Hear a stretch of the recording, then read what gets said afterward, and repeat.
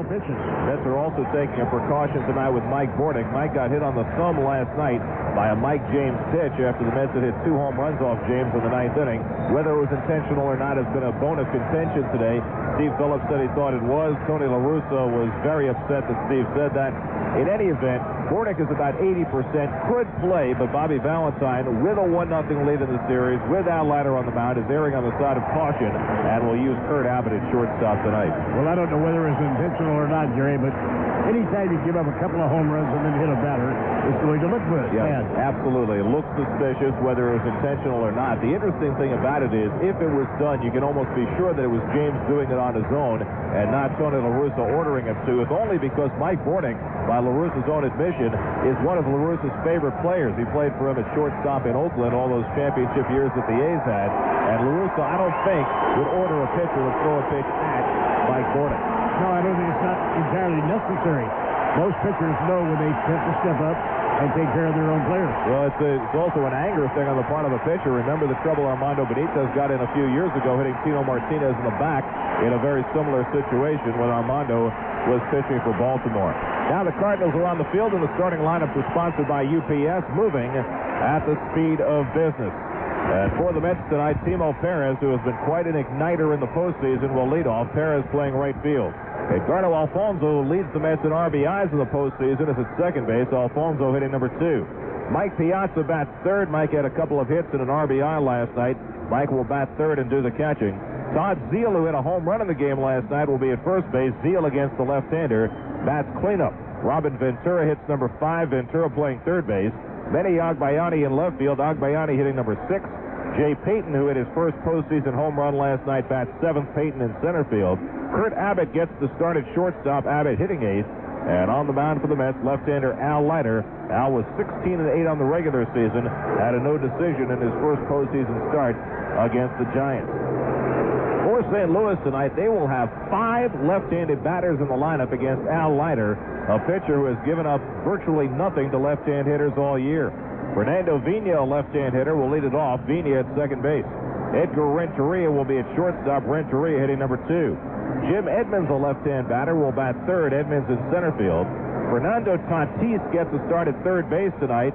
Placido Polanco has an injured hamstring, and so he is sitting out, and Tatis will play third base and bat cleanup. Will Clark, a left-hand batter, will hit number 5. Clark will be at first base. Sean Dunston gets a start in right field. A little bit surprising. Eric Davis hit .390 against lefties this year, but Davis is not starting. Dunston plays right field and hits number 6. Ray Lankford, a left-hand batter, will bat 7th. Lankford in center field. Lankford in the left field. Eli Marrero will do the catching. Marrero hitting 8th.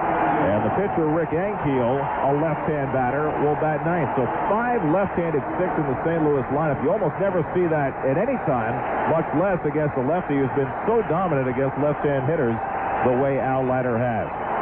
Huge crowd here at Busch Stadium, hoping that the Cardinals can get even. The Mets looking to take a 2-0 lead home to Shea. Game 3 will be on Saturday afternoon, a 4:18 start. And then night games Sunday night, Game 4, and Monday night, Game 5, if necessary, also at Shea Stadium. A lot of noise coming out of this red-clad crowd here in St. Louis as we get set for the first pitch. And set to describe it for you, here's Bob Murphy. All right, Jerry, we start off with rookie facing rookie.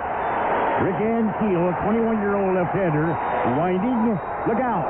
High inside, and Perez hits the dirt to get away from that. The first pitch thrown by Ankiel, absolutely Perez had to flatten himself, getting out of the way as quick as he could. Ball 1.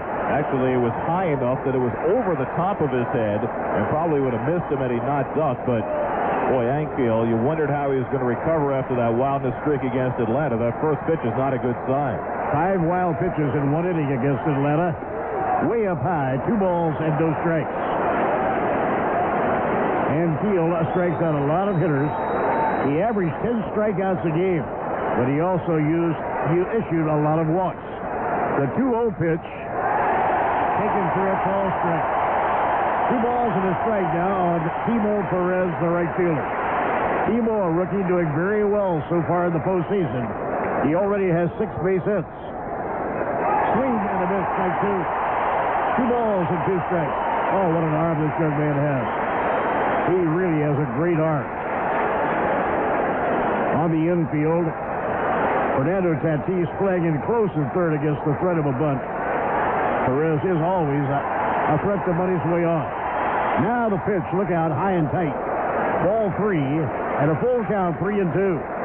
On the infield, Will Clark playing first. Fernando Vina at second. Edgar Renteria is short. And Fernando Tatis is at third. Ray Langford in left field. Jim Edmonds in center.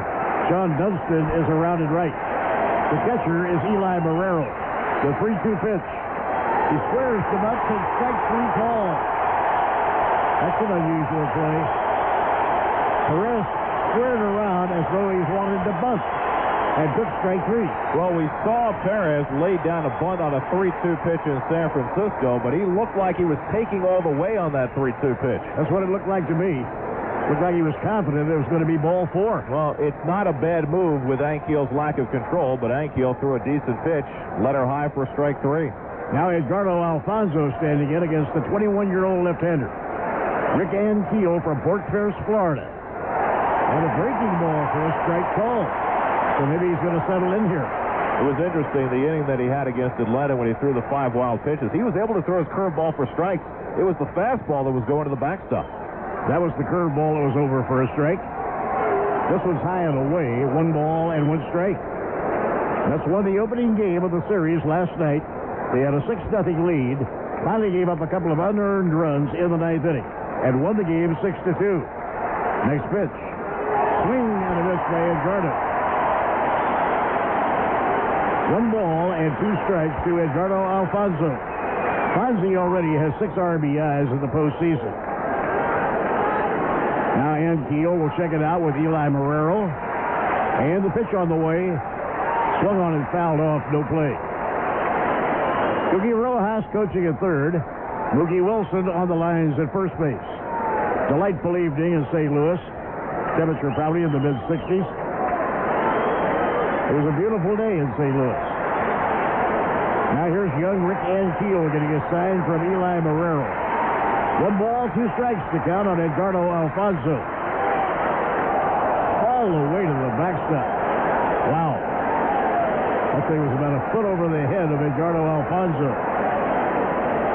What kind of a night is this going to be with Ankiel? Will he settle in and pitch well? When the Mets played him around the 1st of September here in St. Louis, he went 7 innings. He allowed only 2 hits and just 1 run. So he pitched a brilliant ball game. Now the pitch. Outside and high. Full count, 3-2 to Edgardo. Well, he's already thrown 4 pitches to the backstop in the space of the first 2 hitters. In that game that Ankiel pitched against the Mets in September, he got locked up in a great pitcher's duel against Glendon Rush. Rush actually had a 1-0 lead when they both left the game after 7 innings. Ankiel walked 5 in the 7 innings, but he showed just how dominant he could be. Boy, he's really got an arm. You've really got your work cut out for you trying to make good contact against Rick Ankiel. The payoff pitch. Ball 4. It's outside and high. Fonzie has worked out a walk. So the Mets have a base runner. And Mike Piazza will get a chance against the heat being thrown by Rick Ankiel. I think that Tony La Russa would be very happy if Rick Ankiel could give him 5, maybe 6 good innings. Ankiel has very rarely carried his stuff much beyond that, but he can be so dominant early in a game that La Russa is hoping that he can shut the Mets down for a few innings and that the Cardinals can get on the board and then turn it over to the bullpen. Well, you know he has great stuff. He's averaging 10 strikeouts a game. Number 2 pitcher on the staff. High and away. There goes Fonzie. He'll go all the way to second base. The ball goes to the backstop. So a wild pitch.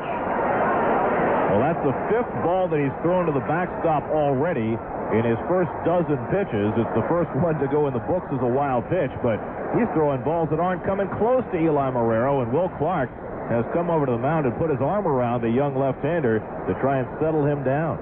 Boy, Eli Marrero has really got a job on his hands trying to catch this wild young left-hander. Well, with Carlos Hernandez suffering from the bad back, we talked about him sitting out tonight. If he was having to reach for these pitches right now, he might be in traction by now. Yeah, you're right.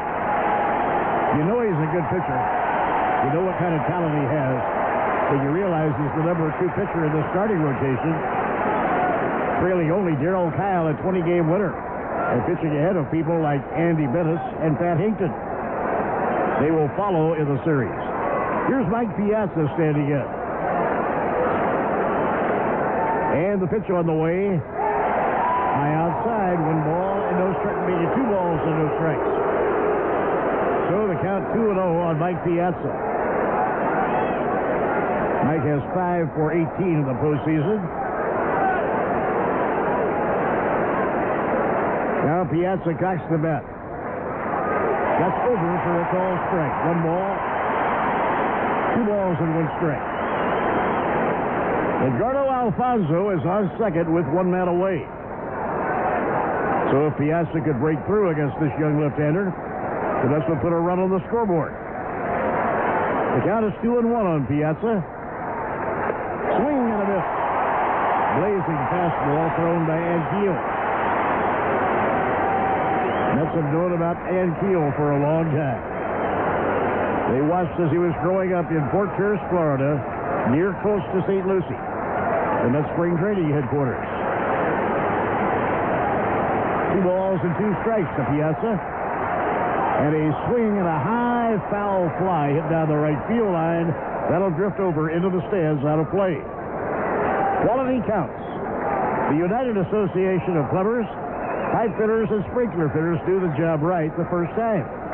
Visit their website at ua.org.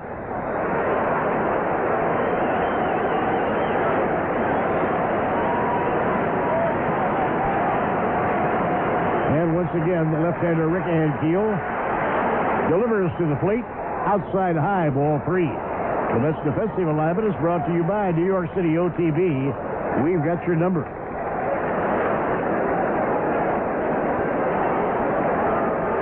Right now, the Cardinals are set up straight away against Mike Piazza. Mike hit .324 during the regular season.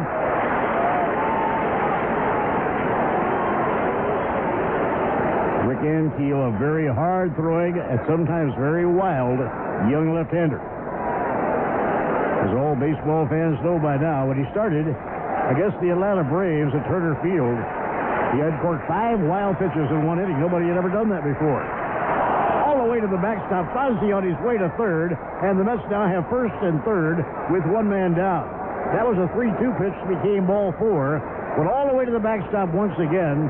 So now Dave Duncan, the pitching coach, is jogging out toward the mound to see if he can be of help. And you really have to wonder how much patience Tony La Russa is going to have with this. Ankiel has now thrown 7 pitches to the backstop in the first 3 hitters of the game. And, you know, this is a crucial situation for the Cardinals. They're in danger of falling behind 2-0 at home. And very few teams recover from that kind of deficit in a best-of-7 series. So if Ankiel does not get himself righted quickly, you can't imagine that Tony La Russa is going to stick with him very long.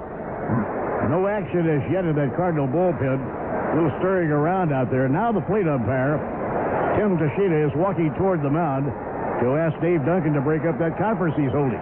Everybody on the infield gathered at the mound to talk with pitching coach Dave Duncan and see if they can help the young left-hander. And you wonder how much nerves have to play into this. I mean, here's Ankiel, who had that dreadful performance after being handed a 6-0 lead against the Braves. Now, in a scoreless ball game, facing Al Leiter on the other side, who may not give up a whole lot, he can't afford to fall in too much of a hole. Edgardo Alfonso's really got to be heads up right here. If another one goes to the backstop, he's got to try to get home on it. So runners on first and third with 1 man out. The hitter is Todd Zeal, tonight's cleanup batter. The pitch, just missing. Didn't miss by much with that. 1 ball and no strikes. And he took a little bit off the fastball that time to try and get it over and just missed the inside corner. So maybe he's trying to dial things back a little bit. Wonder if they'll try to tell him to throw the breaking ball. Next pitch. Fastball over, a strike call. 1 ball and 1 strike. Think about it. When he gets that fastball over, not too many guys are going to hit it. He might very well hang up a lot of strikeouts. He averages 10 strikeouts a game, and that's a lot. Those are Randy Johnson type numbers. And the pitch on the way, low inside, ball 2. 2 balls and 1 strike. That was a good stop by Marrero on a slider in the dirt that time. Easily could have been the 3rd wild pitch of the inning. Now, if there's another wild pitch, that should be able to get a run. Edgardo Alfonso is on third. Mike Piazza is on first. 2-1 pitch, way up high, ball 3. One more would load the bases. You know, the thing about this is so interesting is Ankiel threw 12 wild pitches in 175 innings. Hey, you figure that's a lot. But he's now thrown 7 wild pitches in 3 innings in the postseason. He's really lost his cool right now. Now they'll start warm-up action. In the St. Louis Cardinal bullpen, a right-hander will get up. Young right-hander named Reeves. 3-1 is the count on Todd Zeile. On the 5th of strike. Full count, 3-2. This crowd is roaring now when he throws a strike. Well, he's now faced 4 batters and gone to 3-2 on all 4 of them. So it's 3-2 on Todd Zeile. Robin Ventura, left-hand hitter. What a tough job that'll be to try to hit against this young left-hander. Ventura, the on-deck batter. And the pitch. A drive in the air towards center field is catchable. Moving back, Edmonds makes the catch. Fonzie tags up, and Edgardo Alfonso will come in to score, and the Mets are on the board and lead 1-0. Todd Zeile made good contact. Hit the ball hard. 3rd consecutive postseason game in which the Mets have scored in the first inning. They did it against the Giants in Game 4. They got 2 runs in that game on Ventura's home run. They got 2 in the first inning last night, and now they have a run home in the first inning tonight. 1-0 New York on the sacrifice fly, nailed by Todd Zeile. Now Robin Ventura, left-hand hitter, standing in against the young, flame-throwing left-hander. Fastball away, 1 ball and no strikes. Interestingly enough, lefties hit for a better average against Ankiel than the righties did. 253 for the left-handers, just 213 for the right-handers. That's quite a difference, too. Fastball high, 2 balls and no strikes. Again tonight, a beautiful full moon over St. Louis. Beautiful baseball evening. Let's have a 1-0 lead they've carved out here in the first on the wildness of Rick Ankiel. That Fort Pierce, Florida area has produced a couple of real good ones of late. Not only Rick Ankiel, but Charles Johnson, the catcher. Way up high, a fastball. 3 balls and no strikes now to Robin Ventura. Vinny Agbayani is the on-deck batter.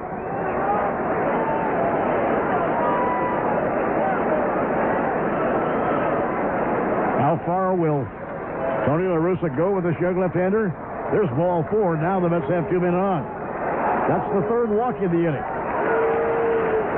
And now Brett Reems will start to loosen up in that St. Louis bullpen. It was Reems who came on in back of Ankiel when he got knocked out in the 3rd inning against Atlanta. And Reems pitched very well in relief. Yeah, he's pitched quite well since they brought him up from the minor leagues. He's had a very fast development going from the low minor leagues quickly to the St. Louis Cardinals. Well, he missed 2 full seasons because of Tommy John surgery in 97 and 98 and pitched only briefly last year. And so for him to be in the big leagues this season after missing really 2.5 years and just really coming back full-time this year is pretty remarkable. It is indeed. He was out all of 97. He was out all of 98. And was in only 10 games in the minor leagues in 99. This year he started at Double-A Arkansas, moved up to Memphis, and finally into St. Louis. 2-1 with the Cardinals in 8 appearances. Now the hitter is Vinny Agbayani. High and away, 1 ball and no strikes. And Rick Ankiel is having a terrible time trying to throw strikes. He now has walked 3 here in the first inning. 1 run is in, and the Mets have a 1-0 lead.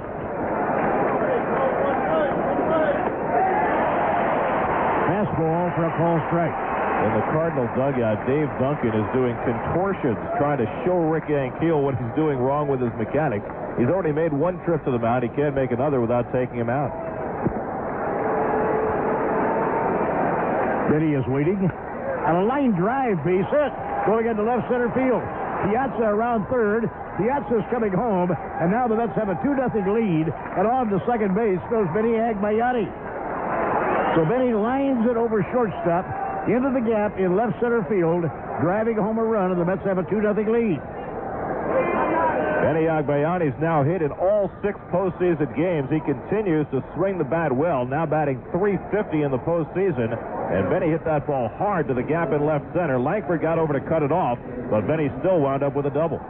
Yeah, I didn't believe the ball was enough in the gap for him to get a double, but he certainly did. So now the Mets with a base hit could make it a 4-0 ball game. And the hitter is center fielder Jay Payton. Now the Mets have Robin Ventura on third. Vinny Agbayani is on second. 2 runs are in. Peyton is the hitter. And it's outside and high. He might be taking a little bit off, just trying to be sure and throw strikes. And that could wind up hurting him. Well, you have to figure this is going to be the last batter. If he doesn't get Peyton out, we may see Britt Reams in the game right here in the first inning. Britt Reams is a rookie right-hander who came through the farm system this year. 2 years out with an ailing arm. He's coming out right now. Yeah, here he comes. Dave Duncan, the pitching coach, is on his way to the mound. He gives the sign to the bullpen, and we'll have a new pitcher for St. Louis. We'll be back with just a moment. In just a moment on the WFAN Mets Radio Network. On the 19th of August, has pitched very well for St. Louis. They promoted him because Andy Bennis went on the injury shelf. And he's done well. With the Cardinals, he's appeared in 8 games, 7 starts. 40 innings, he's allowed only 30 hits. Walked 23 and struck out 31. Britt Reams, who began in pro ball playing in New Jersey in 1995. The following year, he went to Peoria. The following 2 years, he was sidelined with an ailing arm. So, as Gary mentioned, it's pretty remarkable what he's done so far this year. And Britt Reams has now made 2 appearances in the postseason. He came on at back of Ankiel in Game 1 against the Braves and wound up the winning pitcher in that game. Made 2 appearances in the 3 games against Atlanta, 3 1/3 innings, no hits allowed. So he was very effective in the division series against the Braves. We're ready to resume play now, and Jay Peyton is the hitter for New York. The Mets have 2 runs in, cashing in on 3 walks and a timely double by Vinny Agbayani. Peyton had a home run in the 9th inning last night, his first postseason home run. And the pitch by Reeves is driven foul deep down the left field line. A base hit right here would be huge for the New York Mets because it could drive 2 runs across the plate and give Al Leiter a 4-run lead to work with. So this is quite a situation right here. Jay Peyton stepping back out of the batter's box. Robin Ventura is on third. Vinny Agbayani is on second, 1 man away. Now the count, 1 ball and 1 strike on Jay Peyton. And Peyton steps back because Reeves takes maybe too much time for it. Reames. Britt Reams. A right-hander from South Carolina. And the pitch on the way. Swing and a miss. Oh, what a nasty breaking ball. Throw of a nasty slider. And now the count goes in favor of the pitcher. 1 ball and 2 strikes. Waiting on deck now is Kurt Abbott, the shortstop. Abbott filling in for the injured Mike Bordy here tonight. 2 runs have scored. Mets have a 2-0 lead. Jay Peyton trying to get reset in the batter's box. Taking his time, wants to be sure he's comfortable. Britt Reams, the right-hander, checks the runner at third. Swing and a miss. Struck him out on a wild slider. That retires the side. Boy, that was a nasty-looking pitch. So Reams comes in to fan Jay Peyton. 116, lost only 8. Had the 5th best ERA in the National League at 3.20. Al Leiter also had 200 strikeouts.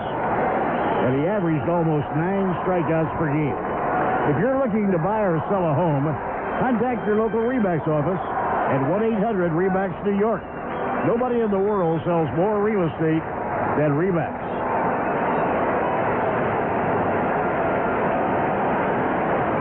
Fernando Vina, an excellent leadoff man for the St. Louis Cardinals. Early in his career, he belonged to the New York Mets. They traded him to Milwaukee. Vina hit 300. On-base percentage, a very good one. So Al Leiter checks it out now with Mike Piazza. And the pitch on the way is taken inside. 1 ball and no strikes to Fernando Vina.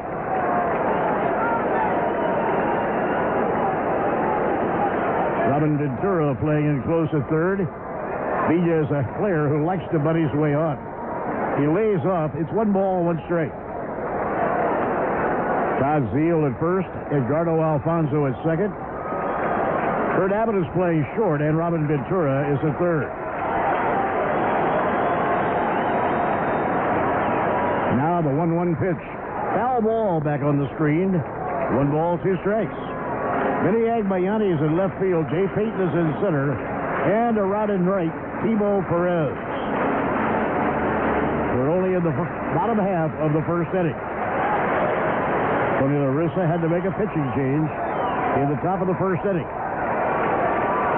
And the pitch. Strike 3 call. He got him.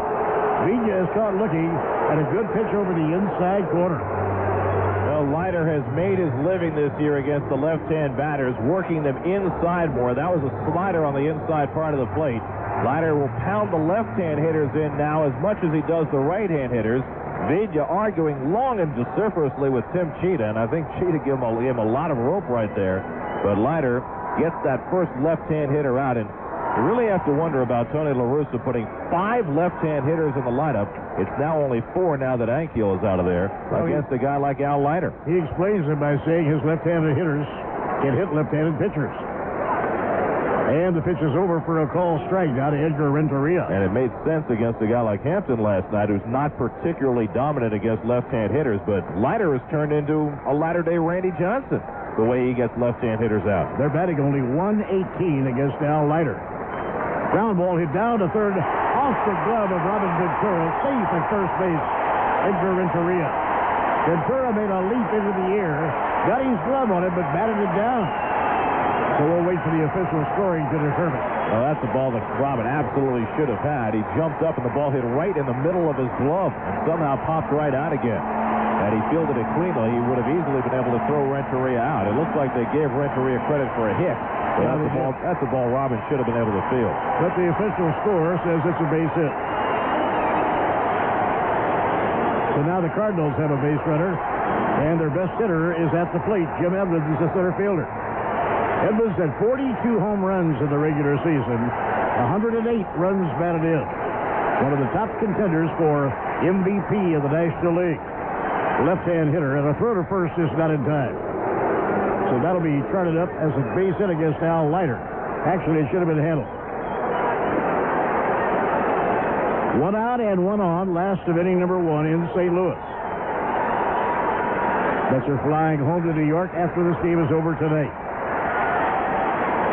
Now Leiter will check the runner, throws over. Keeping an eye on Edgar Renteria. Renteria is the leading base-stealing threat for the Cardinals, who want to run against the Mets. The thing about it is, Leiter has developed a very good knack for getting runners to go and then picking them off. We've seen him do that on a number of occasions. Usually it really helps him out a lot when he does that. Fastball to Edmonds, missed the inside corner. 1 ball and no strikes. Jim Edmonds had a career season this year. Cardinals got him from the Angels. Best he had ever done in the past would have been about 33 home runs. This year he had 42. And a slider off the outside corner. 2 balls and no strikes now to Jim Edmonds. Mets with a 2-0 lead. We're in the last half of inning number 1. Center fielder Jay Payton just about straight away. Foul ball, that's back into the crowd, no play. So now it's 2 balls and a strike on Jim Edmonds. He has certainly been one of the really outstanding left-hand hitters in the National League this year. He has been right up there having the kind of year Barry Bonds put together. Barry had 49 home runs. Infield looks for a double play. Throw to first is not in time.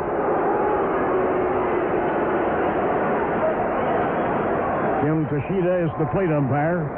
Ed Rapuano at first. Dale Scott at second. Dana Dubuque, the umpire, at third. Leiter a nod toward first base. Throws over. And the runner gets back. So Leiter is really keeping a short halter on this particular base runner, Edgar Renteria. Renteria has great speed. And he knows how to run bases. He has 2 stolen bases already in the postseason. Breaking ball strike on the outside corner. Now 2 balls and 2 strikes on Jimmy.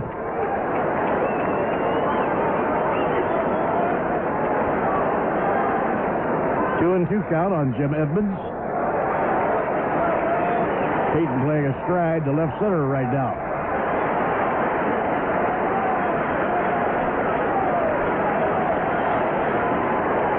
Zio playing in front of the base runner, Edgar Renteria. For the first, the runner getting back. Now the crowd getting a little bit restless as Leiter pays a lot of attention to Edgar Renteria. Let's have a 2-0 lead, scoring twice in the first inning. And the pitch, the runner goes. That's inside, ball 3. Stolen base for Renteria. So he steals the base standing up. No throw is made.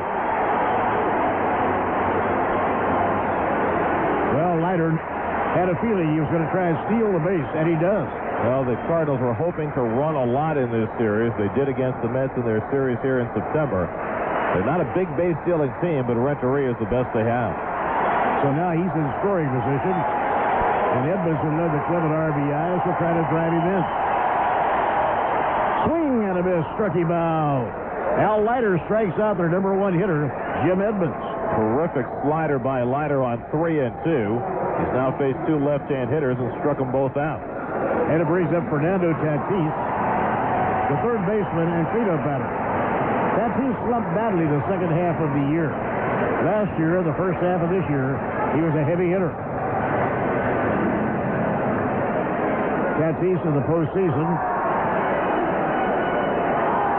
has had only 2 times at bat. On the year, he batted .253. At the knees for a call, strike 1. What most concerned Tony La Russa about Tatis coming down the stretch was the number of strikeouts. He was striking out almost every other at-bat the last month of the season. He does have good power. When he gets a hold of one, he can certainly give it a good ride. And the pitch on the way, far outside. 1 ball and 1 strike. Tatis was bothered with a groin injury early in the year. He missed 2 months and really never seemed to get right after that. He became a feared slugger last year, batting behind Mark McGwire, but not this year. So he lost his job to Placido Polanco. Now the pitch by Al Leiter. That sweeps inside, the slider missing. 2 balls and 1 strike. Leiter will throw that cutter in on the hands of the right-hand hitter. Quite an awesome pitching for him. Leiter now with a count of 2-1 against the right-hand batter. And the pitch on the way. Broken bat, bloop in the air to short of center field. Going out Alfonso. Fonzie makes the catch. Oh, boy, he had to make a good play on that. The bat was shattered. Pieces of wood were flying around. The ball was flying toward short center field. And Fonzie read it down. Ankiel walked 3 of 4 hitters. He threw not 1, but about 7 to the backstop. And officially had 2 wild pitches. Pitch to Kurt Abbott is a little bit low. 1 ball and no strikes. Gave him another line in the record book. He tied the league championship series record for wild pitches in an inning with 2. He won't be proud of that. And the pitch by Britt Reams. Swing and a miss. Boy, this right-hander looks like he's got good stuff. He throws it hard. That last fastball was 91 miles per hour. Now Reams checking it out with Eli Marrero. The infield is straight away. The outfield is stride to right. And a swing and a foul fly hit down the right field line. That becomes a souvenir, disappearing into the sea of red. Everybody wears red to the ballpark in St. Louis. You could go to an Oklahoma football game or a Nebraska football game and maybe see that many red shirts. But it certainly is a sea of red. 1-2 is the count. And Kurt Abbott takes a hard slider outside. 2 balls and 2 strikes. This game is brought to you by Pepsi, the official soft drink choice of the New York Mets and Major League Baseball.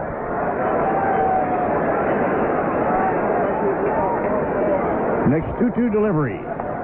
Fastball misses, ball 3. And now we have a full count of 3-2. It looks like we're going to see a lot of pitches in this ball game tonight. 5 5 of the first 8 Met hitters have worked 3 and 2 counts. We weren't surprised with Rick Ankiel. We expect this young right-hander to throw strikes. And it's hit high into the air, foul, and back into the crowd. Reams walked 23 batters in 41 innings, so his control was not impeccable. This is a kid, though, if he keeps pitching the way he is, he's going to be a prime preseason candidate next year for Rookie of the Year honors. Did not pitch enough innings to lose his qualification for next year. Getting Matt Morris healthy again, and maybe Alan Bettis, the Cardinals, could have quite a staff next year. Swing and a miss, struck him out. We got him on a 3-2 slider. So 1 out and nobody on. It brings up Al Leiter. We pause for station identification on the WFAN Mets Radio Network. It's Imus in the morning, followed by your chance to talk sports all day long here on the Fan. Sports Radio 66, WFAN, New York. Bob Murphy with Gary Cohen, 2-0 New York. Al Leiter is the batter, and the fastball is a strike. Al does not pretend to be an outstanding hitter. But boy, can he pitch. And the pitch thrown high and away. That evens the count out at a ball and a strike to Al Leiter. And the leadoff hitter, Timo Perez, is waiting on deck. And the pitch on the way. Ground ball right side of the infield. Knocked down and booted by Vigna. He can't make a play on it. And Al Leiter is a base runner. Fernando Vigna tried to make a backhand stab on that ground ball, but it didn't stick in his glove. Instead, it rolled away towards shortstop. Well, the Cardinals have been touting Fernando Vigna as a possible Gold Glove winner in the National League this year. He made only 7 errors on the season at second base, but did not look good handling that, because even when he knocked it down, he still had plenty of time to throw out Leiter, but he tried to rush and wound up booting the ball across the infield. So we'll see how they're going to score this one. It should be an error, and is, against Fernando Vigna. To the Cardinals. Are charged with an error. And the hitter is Timo Perez, the speedy right fielder. Diminutive and very speedy outfielder from the Dominican Republic. He kicks the swing just on the outside corner. So strike 1 to Timo Perez. Third base umpire Dana Demuth calling the half swing. We've really got a veteran umpiring team assigned to this series, and these people are good. They are good at what they do. Tim Toshida, a 15-year veteran, has the play tonight. Pitch to Perez. Low outside, blocked by Eli Marrero. So it's 1 ball and 1 strike. Thus we'll have a workout tomorrow afternoon at Shea Stadium in New York. Series will continue on Saturday late afternoon.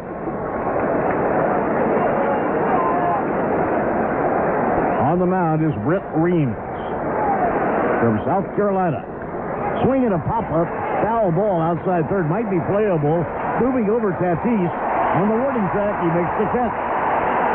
So Tatis makes the grab.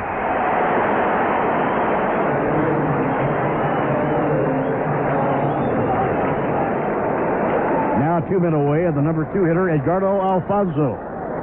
Fonzie drew the first walk issued by Rick Ankiel, the 21-year-old rookie left-hander. He also would walk Piazza. Fonzie got a run in with a sacrifice fly, a line drive that was hit to left field. And Benny Agbayani drove in a run with a 2-base hit. Here's the pitch on the way. Swing and a miss. Big cut by Fonzie.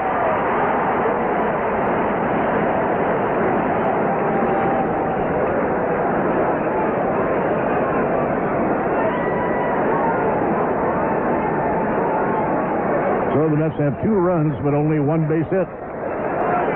Cardinals have no runs and 1 hit.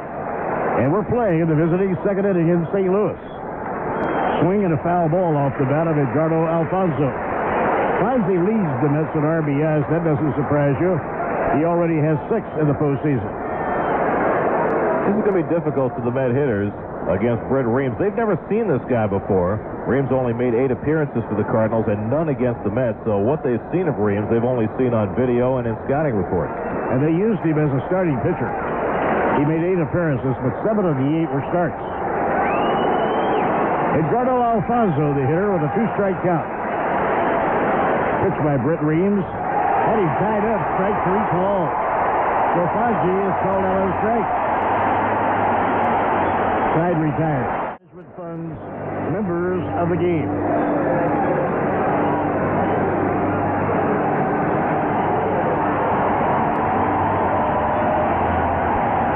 Boy, Will Clark won the Cardinal fans over in a hurry after Walt Jockett, even general manager, got him from the Baltimore Orioles.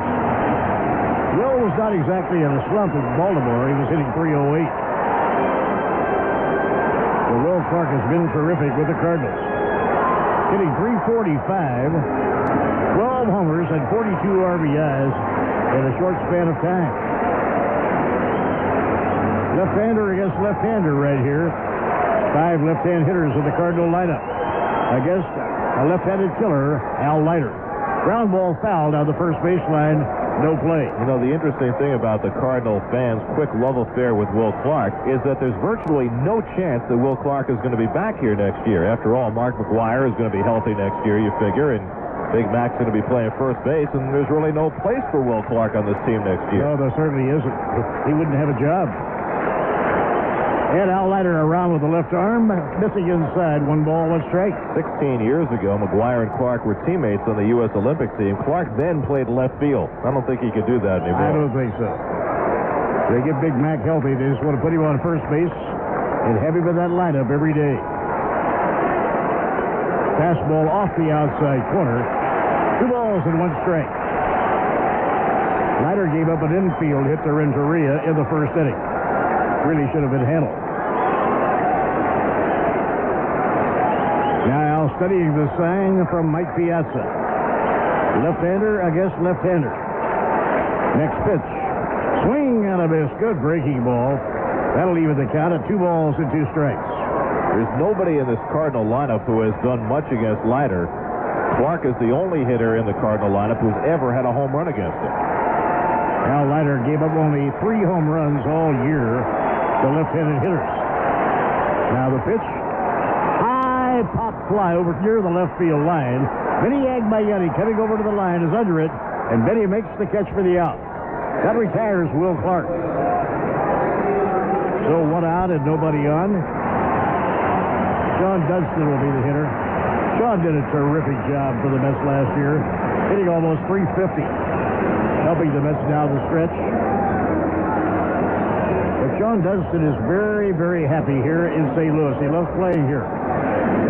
He hasn't had as good a year as he did with the Mets last year, but he's done all right. This is a very curious move by Tony La Russa tonight, putting Sean Dunston in the lineup ahead of Eric Davis. Davis hit .390 against left-handers this year, but Eric only 1 for 9 in the postseason, and so La Russa trying to find another combination that might work. Well, it might be there. Eric Davis is not feeling real well. We just don't know. He's getting along in the years a little bit. And the pitch on the way, a fastball taken outside by Sean Dunston. 1 ball and no strike. Well, we asked that question, and we found out from downstairs that there's nothing wrong with Eric. It's simply a matter of Tony La Russa looking for a different combination. Yeah, he did have a very good year batting against left-handers. Fastball taken high. So it's 2 balls and no strikes to Sean Dunston. And it's not as though Dunston has any kind of good personal history against Leiter. He's been only 1 for 10 against him. So it's an interesting move. Yeah, it is. Sometimes it's flying by the seat of your pants, I guess. The 2-0 pitch and a call strike, letter I. 2 balls and a strike. Ray Langford will be up next. Interesting with Langford because Langford probably has had more trouble than any one of the many Cardinal left-hand hitters when it comes to hitting left-handers. They have been a nightmare for him. 2-1 pitch. Line drive hit hard down the left field line. Fair ball. That's a base hit going into the corner.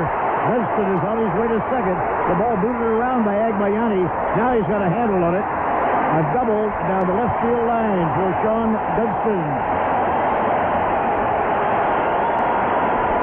See, and I guess that's why George Will called La Russa a genius. I suppose so. He knew that Sean Dunston was going to hit that double. As we say, it's like flying by the seat of your pants. Most of the time it works, some of the times it doesn't. Now Ray Langford is the hitter.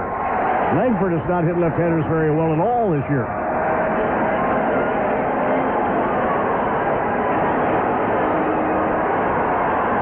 Langford has good power.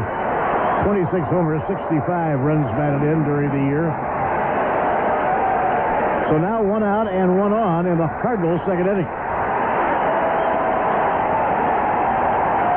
Al Leiter, a glance off his shoulder, back towards second. Fastball in, call strike 1. So Langford takes a strike.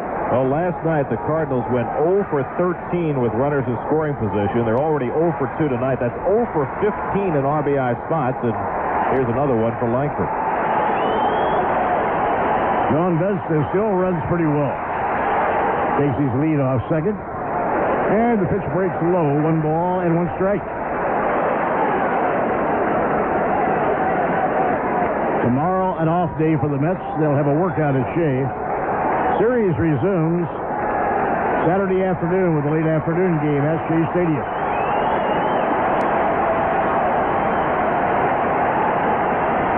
Pitched by Al Leiter. Swung on and missed.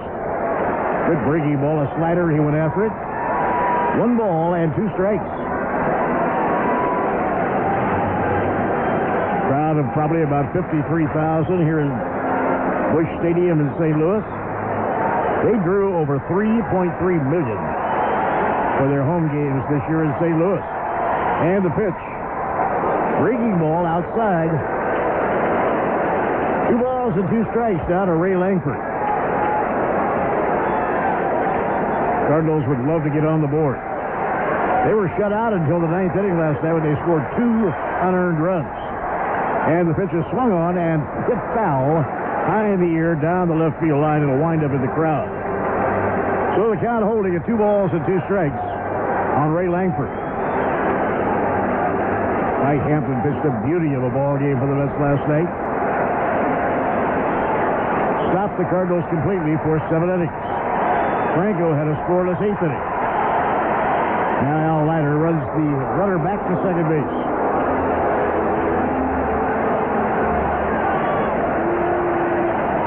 Ray Langford hitting out of a crouch.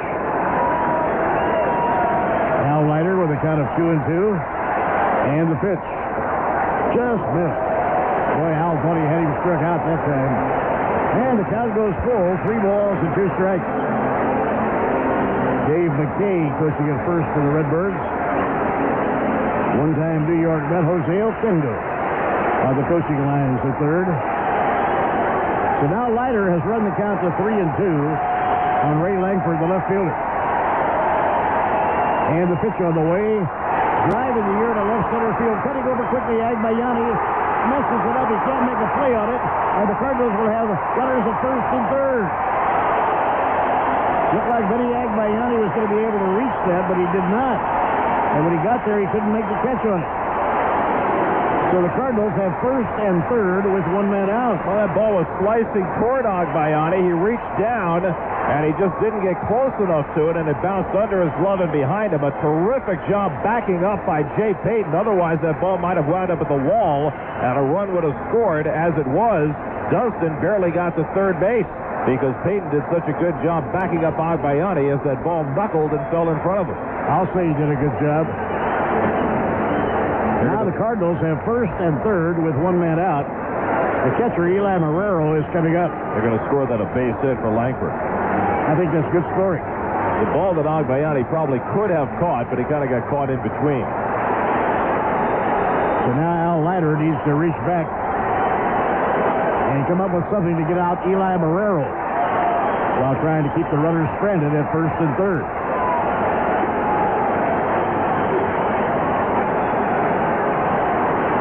First and third with 1 man out. The infield is double played up. And the pitch on the way from Leiter. Fastball for a call, strike 1. Bob, there is no action in the Cardinal bullpen. The pitcher is on deck. You wonder if the Cardinals were to load the bases here, would Tony La Russa go to his trump card and bring McGuire in this early to pinch hit? Well, he's getting a pitcher up right now to start to loosen, but he doesn't have much time to be ready. But it's an interesting thought, no doubt about it. Well, you know, yesterday, probably the best spot in retrospect for La Russa to bring McGuire in would have been in the first inning when they loaded the bases against Mike Hampton.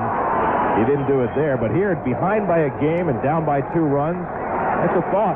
If you get a healthy catcher to put in. And this is kind of knocked down by Edgardo. He throws to first in time for the out. A run comes in to score. Sean Dunston comes in to score. Just missed a double play opportunity there. Marrero hit a hard ground ball to second base. It was batted down by Edgardo Alfonso, who threw on to first in time for the out. Dunston comes in to score. This is now a 2-1 ball game. That ball hit very hard by Marrero. Came up and hit Alfonso at the top of the glove and then caromed off his chin or his throat. And he stayed with it and threw the hitter out. Alfonso a little bit shaken up, but he appears to be okay. And the pitcher is up now. Swing and a miss by Britt Reeves, the Cardinal pitcher. And now we're looking at a 2-1 ball game. Well, Mets not playing stellar defense in the first 2 innings of this game. Otherwise, the Cardinals would still be off the board. They had a play. They almost made it left field, but didn't. And this one is hit foul, hit hard off Al Leiter down the left field line, hit by the opposing pitcher. Reeves has got a pretty good bat. He was 2 for 12 during the regular season. And talking to Cookie Rojas before the game yesterday, he was watching Reeves take batting practice and said, watch out for this guy. He can hit. So Brett Reeves is the hitter, his first time at bat. Cardinals have scored a run. We're now looking at a 2-1 ball game. And the pitch on the way just missed the outside corner. 1 ball and 2 strikes. And Fernando Vina will be up next. So Al Leiter not facing an easy situation right here. Ray Langford is the runner on second. Pitch by Al Leiter. Missed the outside corner again. 2 balls and 2 strikes. Eli Marrero gets an RBI on the ground out. That brought home Sean Dunston. So it's now the Mets 2 and the Cardinals 1. Cardinals have the tying run on second base. Swing and a miss. He struck him out. So Al Leiter strikes out Britt Reeves and the inning is over. Third strikeout for Al Leiter. 1 run. There were 2 hits and a man left on. At the end of 2 in St. Louis, the Mets 2, the Cardinals 1 on the WFAN Mets Radio Network. And then the ground ball off Alfonso's glove that could have been a double play but was not, and gave the Cardinals their run. So both teams need to tighten up as we go to the 3rd inning. Piazza leads off. He walked and scored a run in the opening inning. Britt Reeves came on in the 1st in relief. He's still on in the 3rd. And a line shot deep right field, right down the line. That ball is slicing foul. Piazza hit the tar out of that ball the other way, and he barely missed an opposite field home run. It just sliced away into the second deck in right field. 0-1 to Piazza, who made a bid for his first postseason home run of the year. The outfield straight away against Mike. Todd Zeile is out on deck. The 0-1 pitch from Reeves. Called strike on the inside corner. 92 miles an hour on the fastball. 0-2 to Piazza.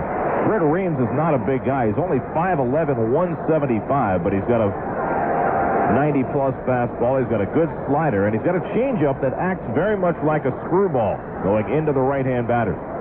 The 0-2 pitch, and the slider misses outside. He barely missed with it. 1 ball and 2 strikes. Britt Reeves played his college baseball at the Citadel after growing up in Seneca, South Carolina. 17th round draft pick by the Cardinals, but he was stellar right from the start of his pro career. And a high fly ball to right field. It's deep. Back to the track goes Dunston, right at the wall, jumping, and it's out of here.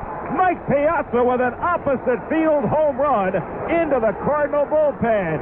Piazza drove one the other way, and the Mets now have a 3-1 lead. Now Mike made a bid on the first pitch of the at-bat and barely missed going foul. And then he hits one the other way that lands beyond Dunston's reach into the right field bullpen. 3-1 New York. What a majestic fly ball that was. Dunston had plenty of time if he'd had a ladder and climb up a lot higher. Well, last night, Dunston was playing left field when Todd Zeile hit one just beyond his reach over the fence. This time Dunston in right field, unable to reach that. That's Mike Piazza's 4th career postseason home run. And Todd Zeile takes one low 1-0. Zeile drove in the first Met run with a line drive sacrifice fly to Edmonds in center field in the opening inning. The Mets have had only 2 hits. but both have been extra base hits. The 1-0 pitch to Zeal and a high fly ball to left field. That's pretty deep, but playable for Langford as he drifts back near the edge of the track. And Langford makes the catch for the first out. So Zeal got under that slider and flied out to left. 1 out of the inning for Robin Ventura. Escape to the splendor of the Connecticut woods at magnificent Foxwoods Resort Casino. Call 1-800-PLAY-BIG to find out more. Ventura drew a walk his first time up. Robin last night drove home a run with a sacrifice fly. The Mets, in each of their last 3 games now, have scored 2 runs in the first inning. And a swing and a bouncer found, 0-1. They did it against the Giants in Game 4 on Sunday on Ventura's 2-run homer. They did it last night on Piazza's double and Ventura's sac fly. And they did it tonight on Zeal's sac fly and Agbayani's RBI double. Now the Mets, after Piazza's home run, have a 3-1 lead. The pitch way up high. 1 ball and 1 strike, and Mike appears to have his bat going now after struggling through much of late August, September, and into early October. Piazza now 3 for 5 in this series. The 1-1 to Ventura, low and inside, 2 balls and a strike. Piazza with the RBI double last night, also had a solid single, and tonight a walk and an opposite field home run. 3-1 New York. We're in the top of the 3rd. The outfield straightaway against Ventura. Reams with a 2-1. Tries to hold the swing on a slider low and in, and he stopped the swing in time to the satisfaction of Dennis DeMuth. 3 balls and a strike. The Cardinal bullpen is quiet. Reams had not allowed a hit until Piazza's home run. 3-1 to Ventura. Hit hard to second base. Past Vina and into right field, and Ventura is aboard. So Vina, who made an error on Leiter's ground ball in the last inning, that time giving ground, moving to his left, had that ball slide under his glove. He got a little piece of it, but he let it go on by, and Ventura's aboard, and he'll get credit for a base hit. So Fernando Vina not looking like a Gold Glover tonight either. I don't know whether it's in the water or what it is, but the fielding is quite sluggish so far tonight on both sides. It's a ball that Vina often gets to. He got a little piece of it reaching out to his left, but could not close ground fast enough, and Ventura has the Mets' 3rd hit. Here's Agbayani, who doubled in a run his first trip. And he takes the pitch high at slider, 1 ball, no strikes. Benny rifled a double left center. His 7th hit in 20 postseason at bats, so he's hitting .350 in the postseason, and he's now had a hit in all 6 games the Mets have played. Will Clark drawing the umpire's attention to a spot in the base path between first and second that needs a little housekeeping. And the first base umpire, Ed Rapuano, comes over and stamps on a little bit. 1 out and 1 on. 3-1 New York, top of the 3rd. Rookie right-hander Britt Reams on the mound in relief for St. Louis. The 1-0 to Agbayani, swing and a miss, and a good slider, 1 ball and 1 strike. Jay Payton waiting on deck. Rick Ankiel threw 34 pitches in 2/3 of an inning. Walked 3 batters, allowed 1 hit, threw 2 wild pitches, struck out 1, and was charged with 2 runs. And Tony La Russa could not afford to wait around. He quickly went to his bullpen and brought in Reams. The 1-1 to Agbayani, and a drive in the air to right field. Moving over toward right center, Dunston. He's there, and Sean makes the catch for the 2nd out. Back to first goes Ventura. Now there are 2 away, and Payton will come up. When Reams came on, he faced Payton with Agbayani at 2nd and Ventura at 3rd, and he made a big splash immediately by striking out Payton. Then he got through the 2nd inning with just a Vina error around a couple of strikeouts. But here in the 3rd, a leadoff home run by Piazza and a 1-out single by Ventura, and the Mets now have a 3-1 lead. Payton now 1 for 5 in this series, and a 2-run homer in the 9th inning last night against Mike James. That is what sparked James to throw up and in to Mike Bordick. Pitched by Reams, fastball, misses outside, 1 ball, no strikes. And there was certainly a war of words about that before the game. Bobby Valentine made a rather sarcastic remark about it in his post-game news conference last night, saying, "Do I believe that they would throw at our smallest player after 2 home runs? Nah, I wouldn't believe that." But Steve Phillips said he thought that James was throwing at Bordick. Pitch inside off Marrero's glove, goes to the backstop, and Ventura will go to second base. That should be a pass ball on Eli Marrero. A ball inside to Payton that Marrero got his glove on but could not catch. So after a couple of wild pitches earlier in the game, Now Marrero, subbing for the slightly injured Carlos Hernandez, is charged with a pass ball. So a base hit here could plate another run.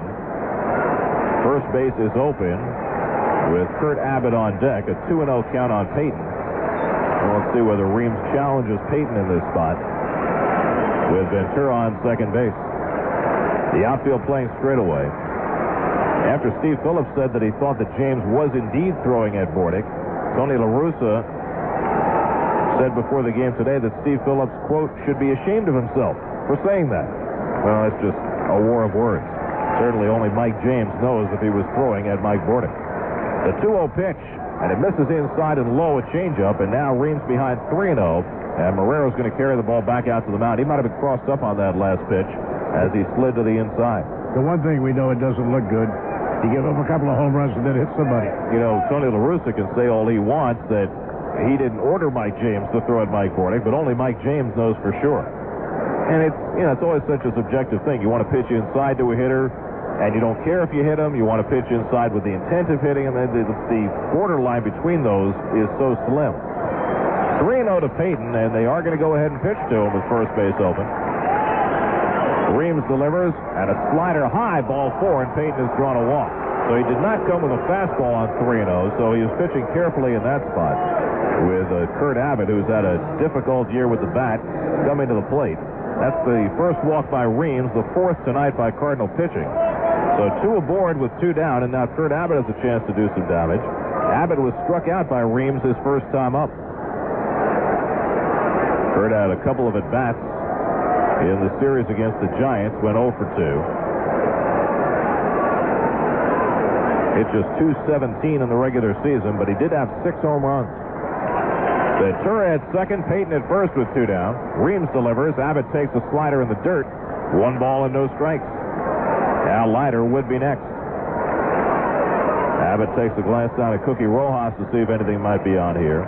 Each team has 3 hits, but the Mets have a 3-1 lead. We're in the top of the third. A sloppily played game thus far. Mets will take them any way they can get them if they can go home with a 2-0 series lead. The 1-0 pitch to Abbott, swing and a miss and a changeup. Swung wildly over a pitch that bounced in the dirt. 1 ball and 1 strike. Game 3 will be Saturday at Shea. Game will start at 4:18 at Shea on Saturday afternoon. Rick Reed will pitch for the Mets. Andy Bennis for the Cardinals. We'll have Mets Extra for you Saturday at 3:40. Then night game Sunday, and if necessary Monday, also in New York. Runners take a lead at first and second. The 1-1 to Abbott. Curveball hit on the ground down to third. Grabbed by Tatis. He'll step on the third base bag. For the fourth play, that retires the side. Let's get a run on the Piazza home run. 2 hits and 2 men left. The Mets have now left 5. Middle of the third in St. Louis. Mets 3, Cardinals 1 on the WFAN Mets Radio Network.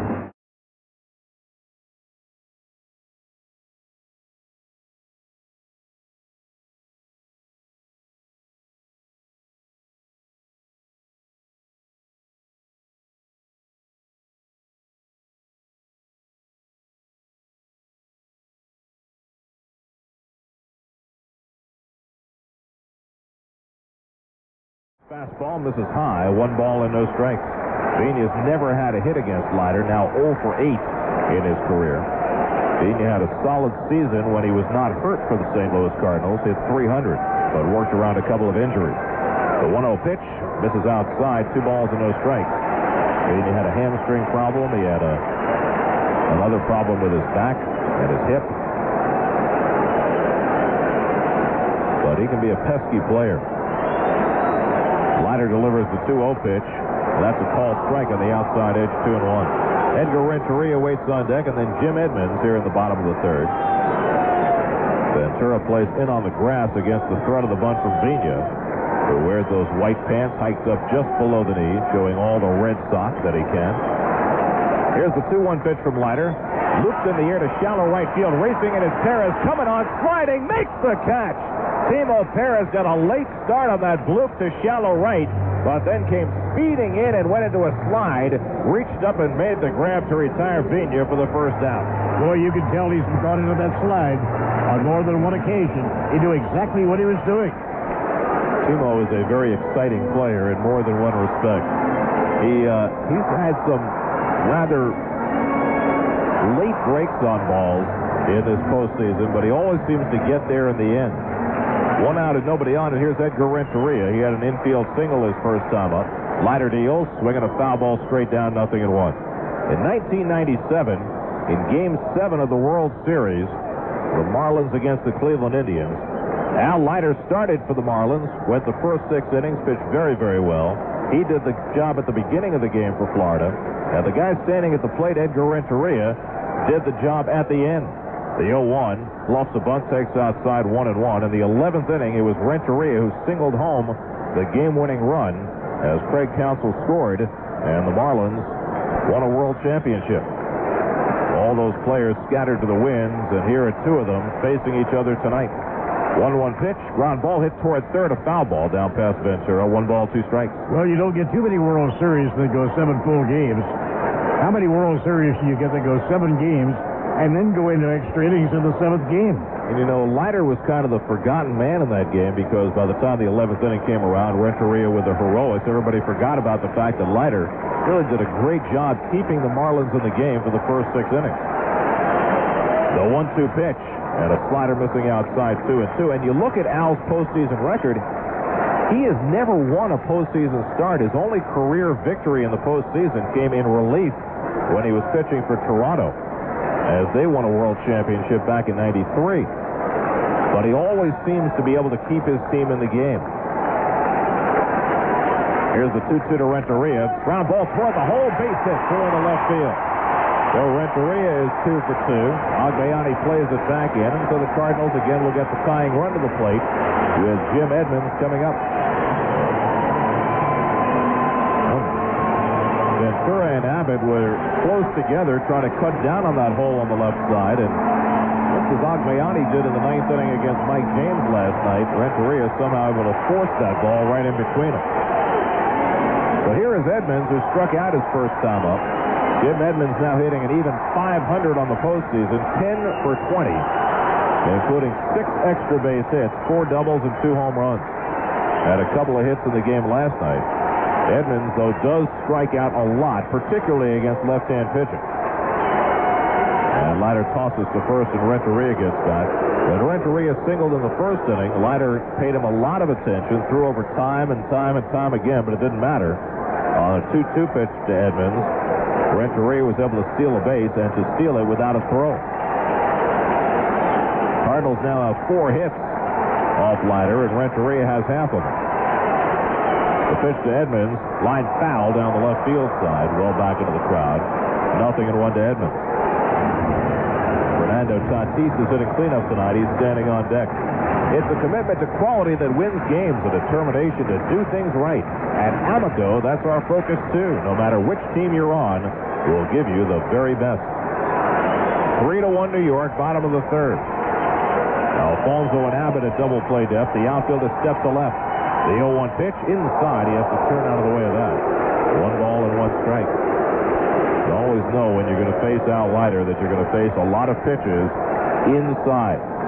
Usually the right-hand batters have their hands pounded. With the left-hand hitters, Al is still a work in progress. He's pitched inside far more to them this year than in the past. And a throw to first not in time. And as we mentioned right from the start, the lefties had all sorts of problems with Leiter this year. Only 14 hits in the regular season by left-hand batters against Leiter, and a 118 batting average. Renteria behind the first baseman Zeal goes, and the pitch is fouled back into the crowd. 1 ball and 2 strikes to Edmonds. Renteria again on the move. Edgar Renteria with 21 stolen bases during the regular season, the most on the Cardinal ball club. St. Louis is only 11th in the National League in stolen bases with 87, but they stole 6 bases in 3 games against the Braves, and certainly have every intention of running when they can in this series against the Mets. Now Leiter ahead of the count on Edmonds, 1-2. Payton moves another stride toward left center with 2 strikes on the hitter. Now the pitch, swing and a miss. He got him. Leiter threw a slider, and he strikes out Edmonds for the second time. Fourth strikeout for Al Leiter. Now 2 out of the inning. Renteria still at first. And here is Fernando Tatis. Tatis shattered his bat and hit a bloop to shallow center that Alfonso was able to run under in the opening inning. Placido Polanco played third base last night and played third base in all 3 games against Atlanta in the first round. But Polanco has a hamstring pull, and that hamstring tightened up on him last night. He came out, and Tatis in the lineup tonight. And Leiter throws to first, not in time. Tony La Russa vastly changing his lineup tonight with Tatis playing third base. The one thing he did not do was cut down on the number of left-hand batters as you thought he might with Leiter, who has dominated lefties so thoroughly on the mound. Steele playing in front of the runner, and Renteria with a healthy lead. The infield toward the right, the pitch to Tatis. Cutter on the inside corner for a strike, 0-1. When the Cardinals scored a run in the second inning, it snapped a string of 28 consecutive innings thrown by Met pitchers without allowing an earned run. They had gone 26 innings without allowing a run at all until the Cardinals put up 2 unearned runs against Benitez in the 9th last night. The 0-1 pitch. Tries to hold the swing. Did he go? He did. First base umpire Ed Rapuano with a call. 0-2 to Tatis. Eli Morero's ground out brought home a run in the second inning tonight. And that was an earned run against Leiter. So 28 innings without an earned run. That was the 4th longest streak ever. The record was 45 innings without an earned run by the 1905 New York Giants. 0-2 pitch, blown away, 1 ball and 2 strikes. But any way you look at it, the Mets pitching staff has been so dominant in the postseason. Through the first 5 games, the Mets pitching staff posted an ERA of 2.02. And in any season, that is a winning number. 1-2 to Tatis. Leiter throws to first, and Renteria hops back to the bat. I don't think anybody will even come close to doing what Bobby Jones was able to do. Very few ever have. That's right. It's 33 years since the pitcher threw a 1-hit complete game shutout in the postseason. It's a long time. 1-2 to Tatis. Runner goes. Pitch inside. Throw to second by Piazza on a bounce, not in time. And Renteria has his second stolen base of the game.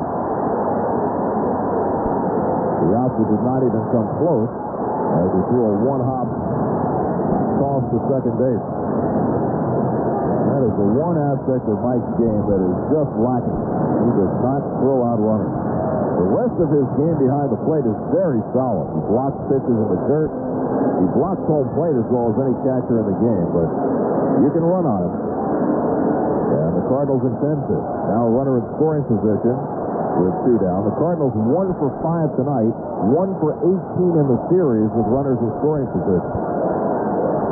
Tatis asks for time, and it's granted by Tim Cita, the home plate umpire. I don't think you're going to find a catcher who's perfect in every aspect of the game. Certainly not. Johnny Bench may have come close. I was going to say, Bench probably was the closest in terms of matching his defense and his offense. 2-2 the count. Leiter delivers. Fastball on the inside corner. Strike 3 call. Tatis down looking. And the inning's over. 5 strikeouts in 3 innings for Al Leiter. No runs, a base hit, and a man left in scoring position. And leaving runner stranded in scoring position. He left one stranded in the second. Left another in the first, one in the second. Still another in the third, and another in the fourth. So now we go to the 5th inning here in St. Louis. Finiag Mayani with 1 for 2, a run-scoring double, standing in against the right-hander Britt Reams. Reams is pitching terrific baseball. 27-year-old right-hander, around with the arm. Curveball to start him off, strike 1.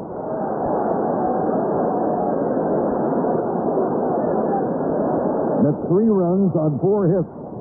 The Cardinals 1 run on 5 hits. That's with that 8 men left on base. They left 3 on in the last inning when Robin Ventura hit a low line drive right at the second baseman to throw him out. Britt Reams deals. Fastball high. 1 ball and 1 strike. Busch Stadium in St. Louis. Every seat taken. Ground ball hit the shortstop. Backhand play made by Renteria. The throw in the dirt was scooped by Will Clark. Low throw, but scooped out of the dirt by Will Clark. Dick Cheney, the vice presidential hopeful, is in the audience tonight here in St. Louis. Now with 1 out and nobody on, here comes Jay Payton. Jay had a home run in the 9th inning last night for his first ever postseason round tripper. Payton has struck out and reached on a walk. Boy, the Mets had a chance to really inflict some pain in the last inning, but could not quite pull it off. Swing and a high pop foul, probably out of play. It is. So it's time for the U.S. Airways home run flyaway inning. Today's contestant, Edward Colon from Brooklyn. If the Met hits a home run of this inning, Edward will receive 2 tickets to anywhere U.S. Airways flies in the continental U.S.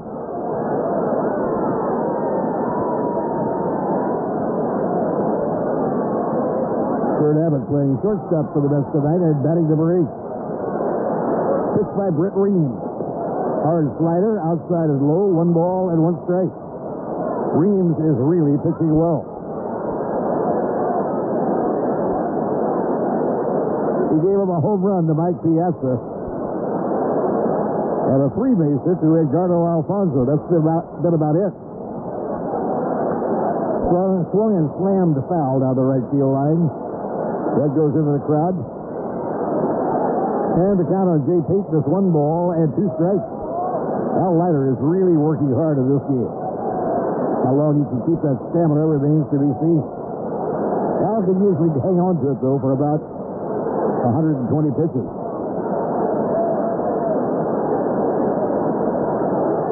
Reams, the young right-hander, deals to the plate.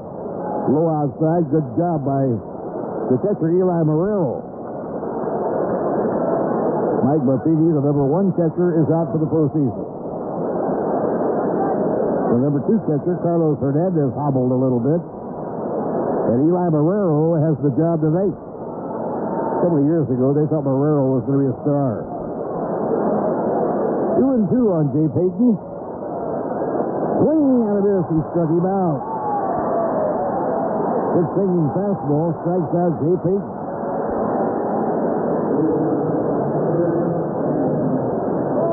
That's 5 strikeouts now for Britt Reams. 2 outs and nobody on. The number 8 hitter, Kurt Abbott. The all-new 2001 Sebring sedan at your local Chrysler dealer.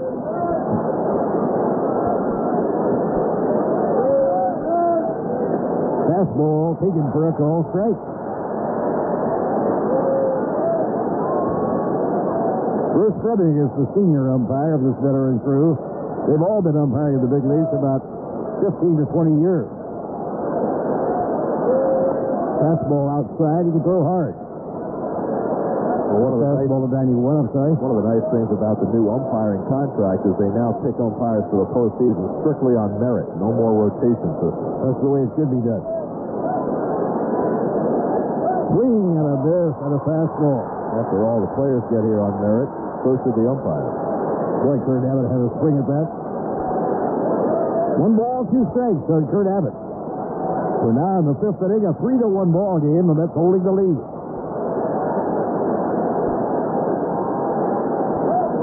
Reams looking in to get his sign from Eli Marrero. Infield and outfielder straight away. And the pitch. Off-speed breaking ball inside. So it's 2 balls and 2 strikes.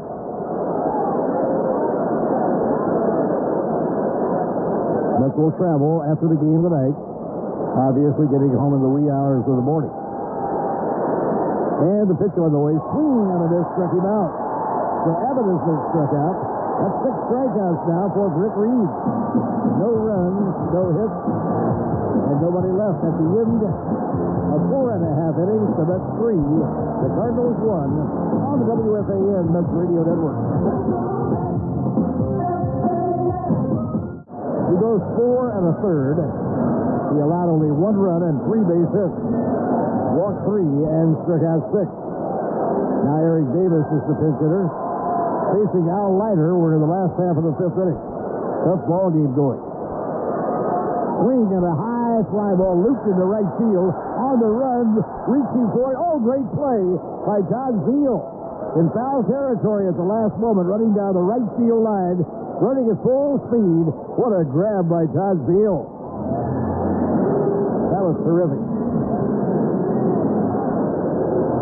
So 1 away in the home 5th inning. And now the top of the batting order as Fernando Vina comes up. Vina has been called out on strike. And hit a pop fly to short right field that was caught on a sliding grab by Timo Perez. So 1 out and nobody on. Vina standing in. Fernando hit 300 for the year.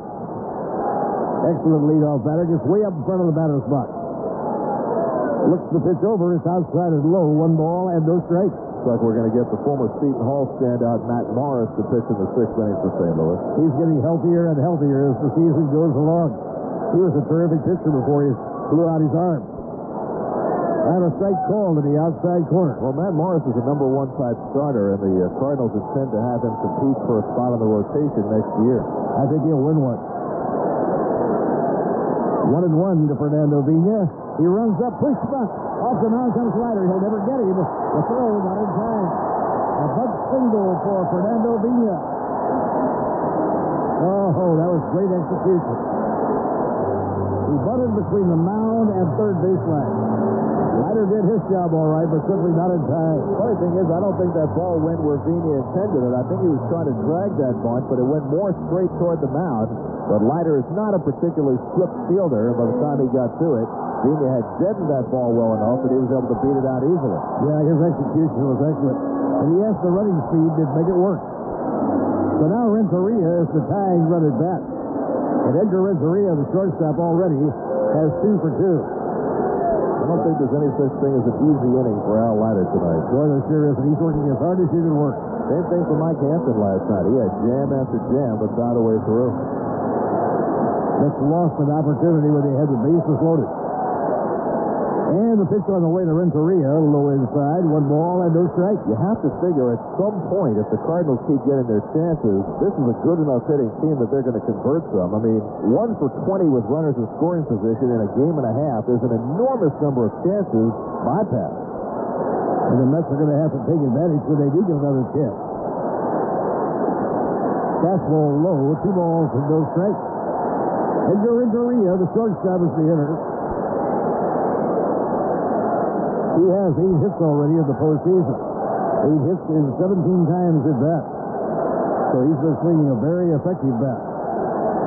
But down the infield, hoping for a shot on a double play. And the pitch by Leiter misses, ball 3. 3 balls, no, check that. It's a call strike. 2 balls and a strike. So 2-1, the count on Renteria. Casino, the plate umpire, goes out and cleans off the plate. The number 3 hitter, Jim Edmonds, the leading Cardinal batter, is waiting on deck. Edmonds has been red hot. Right now he has 10 hits in his last 21 times at bat. Leiter with a count of 2-1. Throws to first base, not in time. Al has been working hard to keep a short halter of those base runners at first here tonight. Mets lead 3-1. We're to the last half of the 5th inning. What a tough game. Now Leiter in the set position. Throws to first base. The runner is back. Fernando Vina, speedy base runner, is on. Well, Vina did not steal a lot of bases during the regular season. He had only 10 because he battled a hamstring injury for most of the year. But he's probably better able to steal now than he was for most of the year. And the pitch by Al Leiter. And that misses low, ball 3, 3-1. Now a walk to Renteria. The Cardinals would have 2 men on. And the best hitter coming up, Jim Edmonds, is the on-deck batter. So it would really be a fearful situation. Leiter is a terrific competitor. One thing you know, he's not going to give in. Now Leiter into the stretch. Throw to first. Runner getting back. Boy, Al Leiter all night long has kept that short halter, trying to prevent those stolen bases. Renteria already has stolen 2 bases tonight. It's Fernando Vina who's on base. Renteria, the hitter. Swing and a high pop foul, probably out of play on the run. High seal, but no play. Todd went into a slide on the warning track, hoping to get his glove there, but he couldn't do it.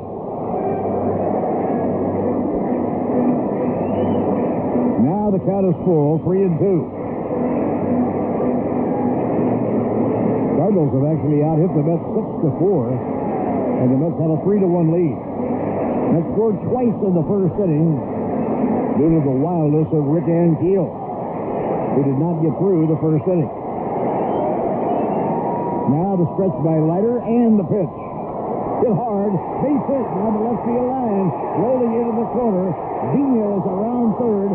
Fernando Vina is coming home around second, stopping there is Renteria. And the Met lead is down to a single run. A double down the left field line for Edgar Renteria. Renteria now is 3 for 3. And now the Met lead is 1 run at 3-2. Well, the former Marlin shortstop having the advantage tonight against the former Marlin left-hander, Renteria, wearing Leiter out tonight. An infield single in the first, a hard-hit base hit in the third, and now an RBI double as Pena scores all the way from first base. Now the Mets lead is much in jeopardy. And the number 1 hitter on the ball club, Jim Edmonds, is the batter. Edmonds has been up twice. Twice Leiter has struck him out. This is now a 3-2 ball game.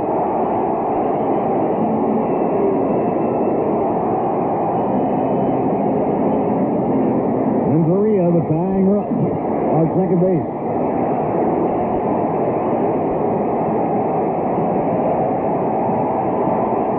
Leiter taking a lot of time looking in to get his sign. And the batter, Edmonds, steps out.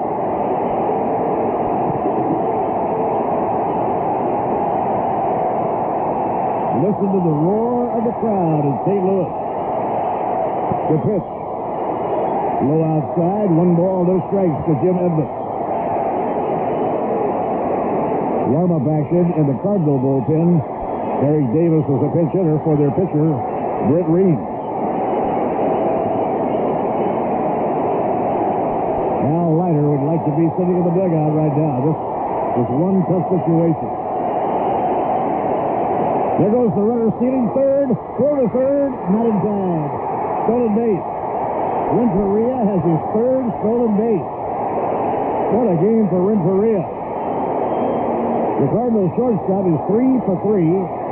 A run batted in and 3 stolen bases. This is a very experienced postseason player, Edgar Renteria, and a clutch player to boot. His team badly needs a boost, and he is really providing it here tonight. Now the tying run is only 90 feet away at third base. The count 2 balls and no strikes to the hitter, left-handed batter, Jim Edmonds. It doesn't get much tougher than this for Al Leiter. Listen to the roar of the crowd. Big stadium full of noise. And now time is asked for by Jim Edmonds. And he will step out.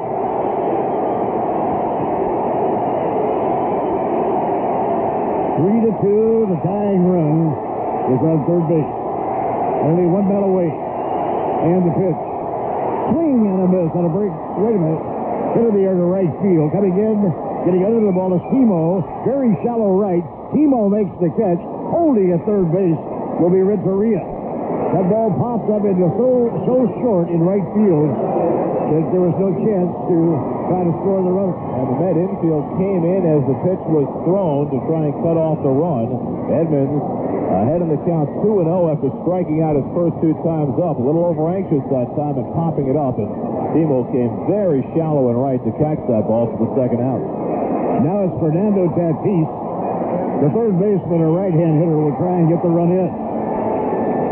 Tying run is on third. That is Edgar Renteria. Renteria 3 for 3, 3 stolen bases and an RBI. He is having a night. Fernando Tatis standing in against Al Leiter. Fastball high, 1 ball and no strikes.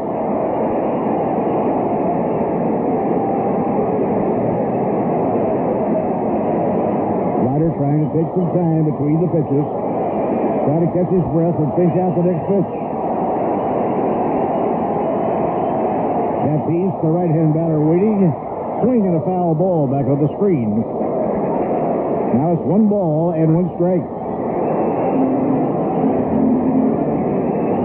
Game 3 will be a Saturday afternoon game at Shea Stadium. First pitch about 4:18 p.m. Rick Reed will pitch on Saturday for the New York Mets. And Andy Bettis will pitch for St. Louis. Right now, Leiter wants to get a new ball. He doesn't like the feel of the one he has. He's got a new bat. Leiter's got a new ball. Start out fresh. Brand new equipment. But it's not a new game. It's a sticky situation for Al Leiter. He got by Jim Edmonds, who got him to pop up into shallow right field. That was a huge out for Al Leiter. Now the 1-1 pitch. Swing out of this on a high hardness. Now it's 1 ball and 2 strikes on Fernando Tatis. Tatis is a power hitter. He'll strike out a lot, but he'll certainly make great contact and hit long outfield drives.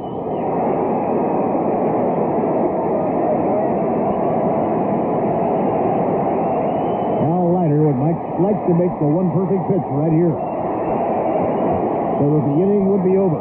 The pitch just outside, that evens the count. 2 balls and 2 strikes. Dave McKay talking it up on the coaching lines at first for the Cardinals. And Jose Oquendo, a one-time New York Met, coaches third for Tony La Russa. The count is 2-2 on Fernando Tatis. The pitch. Hung on, and it has popped up a foul ball down the left field line. Everybody running for it, but nobody will have a play. They run out of room, and the ball winds up in the grandstand. So that's out of play. Boy, Al Leiter is earning his money here tonight. Well, the last inning, the Cardinals got a runner to third base with 1 out, and Leiter produced back-to-back strikeouts to get through the inning. Here, with a run in, a runner at third and 1 out. He got Edmonds on the short fly ball. If he can get Tatis, boy, it's rare that back-to-back innings you get out of that runner at third, 1 out situation. Those are so hard to escape. Leiter already has expended so much energy. He already has 7 strikeouts. We haven't finished 5 innings yet. He's already thrown 90 pitches. Now Tatis cocks the bat. Line drive, 2-6 on the left field line. This will tie up the ball game. Tatis on his way to second. Cardinals have tied it up. Well smoked line drive off the bat of Fernando Tatis. A 2-base hit down the left field line that ties the game. And Dave Wallace is on his way out to the mound. Well, we talked about it earlier. There's only so many times that you can give this offensive Cardinal ball club chances and keep getting out of it. The Cardinals, until that base hit by Tatis, were 1 for 21 in this series with runners in scoring position, but they've just got too much firepower. You can't give them runners in scoring position inning after inning after inning and expect to keep getting out of it. There's Tatis with a hard-hit double to get that tying run home. Nothing going in the Mets bullpen right now, but there will be in a moment. They have hit Al Leiter hard here in the home 5th inning. Cardinals now scored 2 runs on 3 hits. This is a brand new ball game, tied up 3-3. And Will Clark is the hitter. Will hit one against the center field fence for a double his last time at bat. So Will Clark is one left-hand hitter who has solved Al Leiter so far here tonight. Leiter hoping to reach back and get a little something extra right here and get the Cardinals out. Now a tie game. Low inside a breaking ball. 1 ball and no strikes. Mike Piazza doing a good job of blocking that. And the plate umpire, Casino, puts a new ball in play. Quality counts. The United Association of Plumbers, Pipe Fitters, and Sprinkler Fitters do the job right the first time. Visit their website at ua.org. Will Clark is the hitter.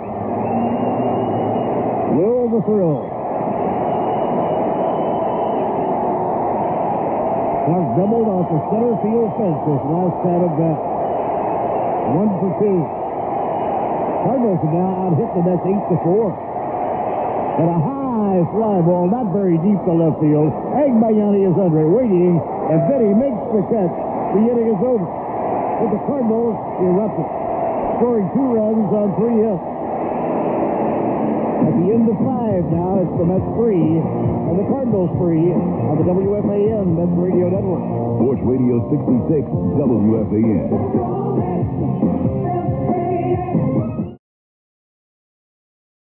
The rookie right-hander went 4 1/3, allowed 1 run and 3 hits, walked 3, struck out 6. The only run against Reams, a home run by Mike Piazza that gave the Mets a 3-1 lead.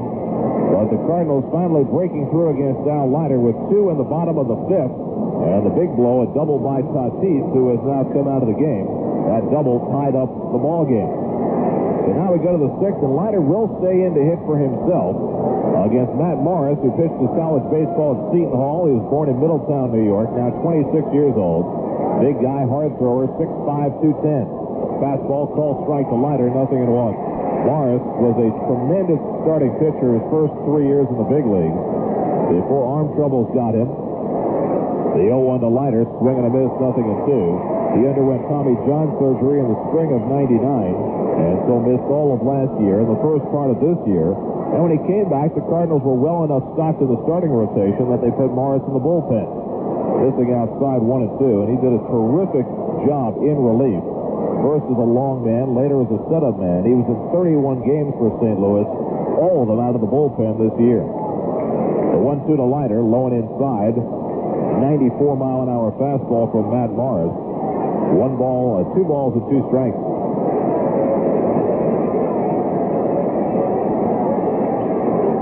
Timo Perez on deck, and then Edgardo Alfonso here in the top of the 6th. Mets 3, Cardinals 3. Morris delivers, swing and a miss, he got him. Matt Morris strikes out Al Leiter. That is 8 strikeouts tonight for Cardinal pitchers. Ankiel had 1, Reams had 6, and now Morris stands the first man to face him. So 1 out and nobody on, and Leiter will go back in the dugout for a well-deserved rest. Leiter has thrown 93 pitches over 5 innings. It's unlikely he's going to go more than an inning or maybe 2 more if things go very well for him in the 6th. So it was only a shade surprising to see Leiter come up and bat for himself leading off here in the 6th inning. Timo's had a tough night at the plate so far. He's taken a call third strike and twice has fouled out to third base. Facing the hard-throwing right-hander Matt Morris. Mets have had 4 hits. The Cardinals have had 8. The corners pinch in against Timo.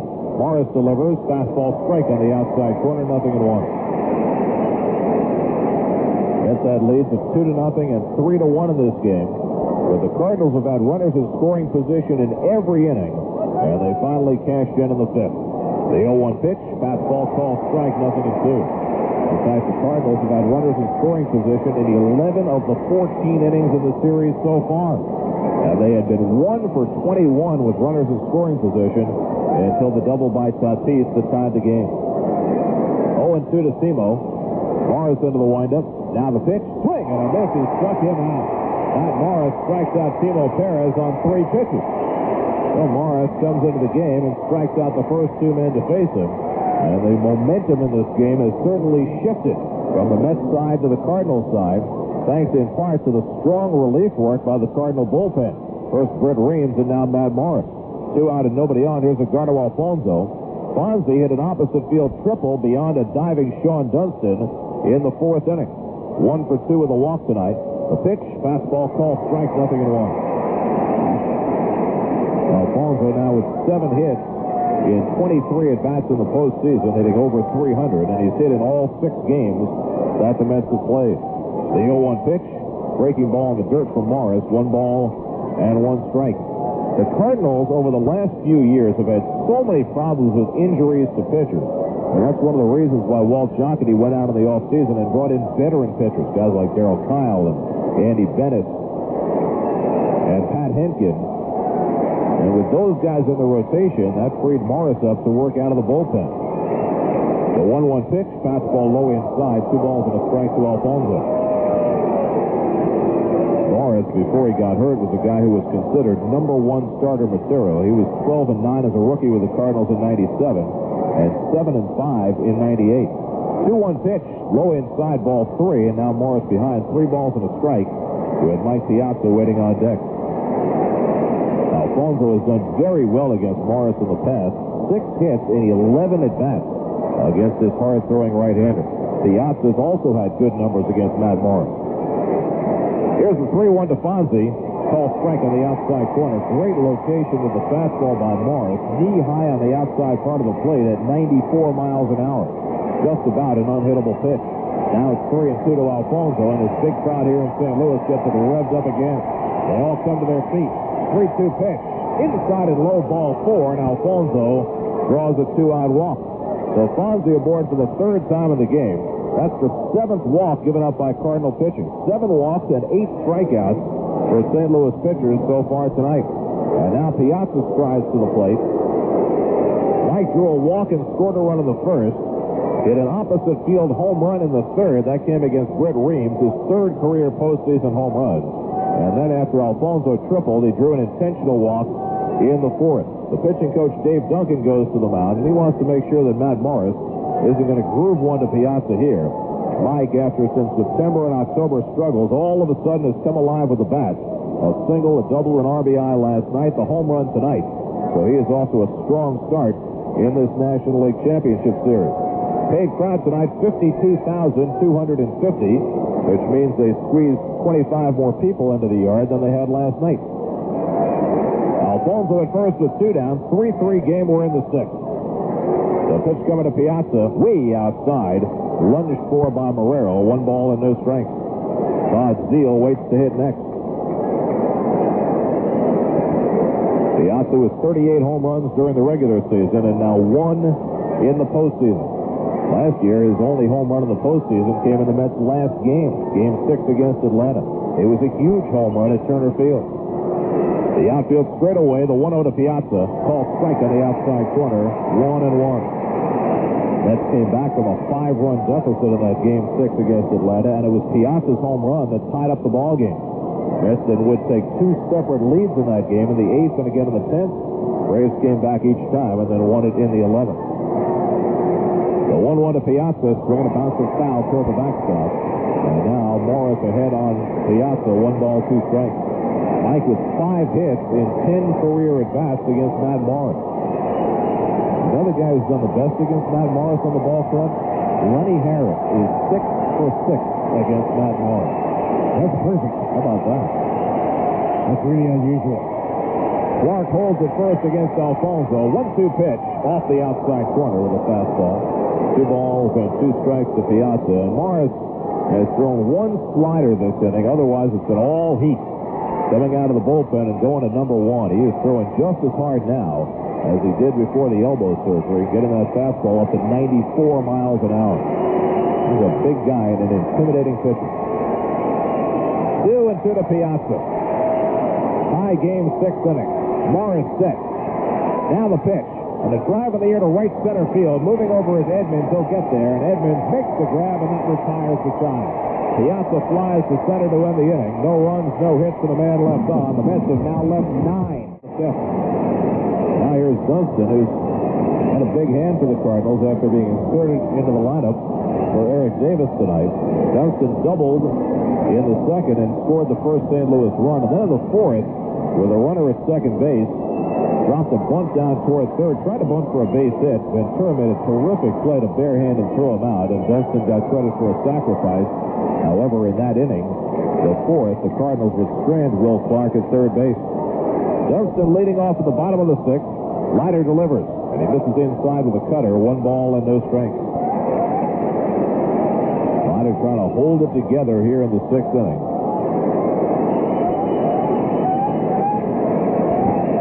the outfield, they play a step toward left against Dunston. It is very difficult to get Sean Dunston to take a pitch. Normally, he goes up there hacking. Leiter's 1-0 pitch and a high fly ball foul down the left field line. He's swung at a curveball that was up and out of the strike zone. 1 ball and 1 strike to Dunston. It was such a big factor for the Mets in postseason, both good and bad last year. Remember, in that 15-inning game against the Braves at Shea in Game 5, it was Dunston misplaying a fly ball that gave the Braves the lead in the top of the 15th. But Dunston's terrific at bat in the bottom of the 15th. They got the Mets started on the road back. The 1-1 pitch. Line drive, left center field, moving over Payton on the run. Jumping catch. Terrific play by Jay Payton. He outran that ball, racing toward the gap in left center field, and then made a leap, reached high over his head as he was going over to his right, and snagged it to retire Dunston for the first out of the inning. Jay Payton continues to play a stellar center field. 1 out and nobody on in the 6th. And here comes Ray Langford. Langford 1 for 2. He singled in front of Benny Agbayani, an awkward play by Benny in the 2nd. And then he struck out in the 4th. Left-hander against left-hander. Leiter out of the windup, deals to Langford, and it's on the outside corner, a strike, 0-1. Tony La Russa decided to play all of his left-hand hitters in the game today, and they've done okay. Lefties have had 3 hits against Leiter in this game. The 0-1 pitch, and Langford takes low outside, 1 ball and 1 strike. Fernando Vina has a bunt single in 3 at-bats. Jim Edmonds has gone 0 for 3. Will Clark has a long double in 3 at-bats, and Langford has that single to left in 2 at-bats. So they've held their own. The 1-1 from Leiter, swing and a miss. He was badly fooled on an off-speed pitch that time. 1 and 2 to Langford with Eli Marrero, a right-hand batter, on deck. Leiter has not had a 1-2-3 inning tonight. In fact, he hasn't had a single inning in which the Cardinals haven't gotten a runner to second base. A 1-2 to Langford, up high with a fastball, 2 and 2. So he could badly use a 1-2-3 inning here. 1 out and nobody on. Mets 3, Cardinals 3. Mets scored 2 in the first inning for the 3rd straight game. They did it on Sunday against the Giants. They did it last night, and they did it again tonight. 2 in the first. 2-2 pitch, swing and a miss. He got him. Leiter coming off speed, strikes out Ray Langford, and that's 8 strikeouts now for Al Leiter. So 2 out and nobody on in the home 6th inning, and now Eli Marrero will come to the plate.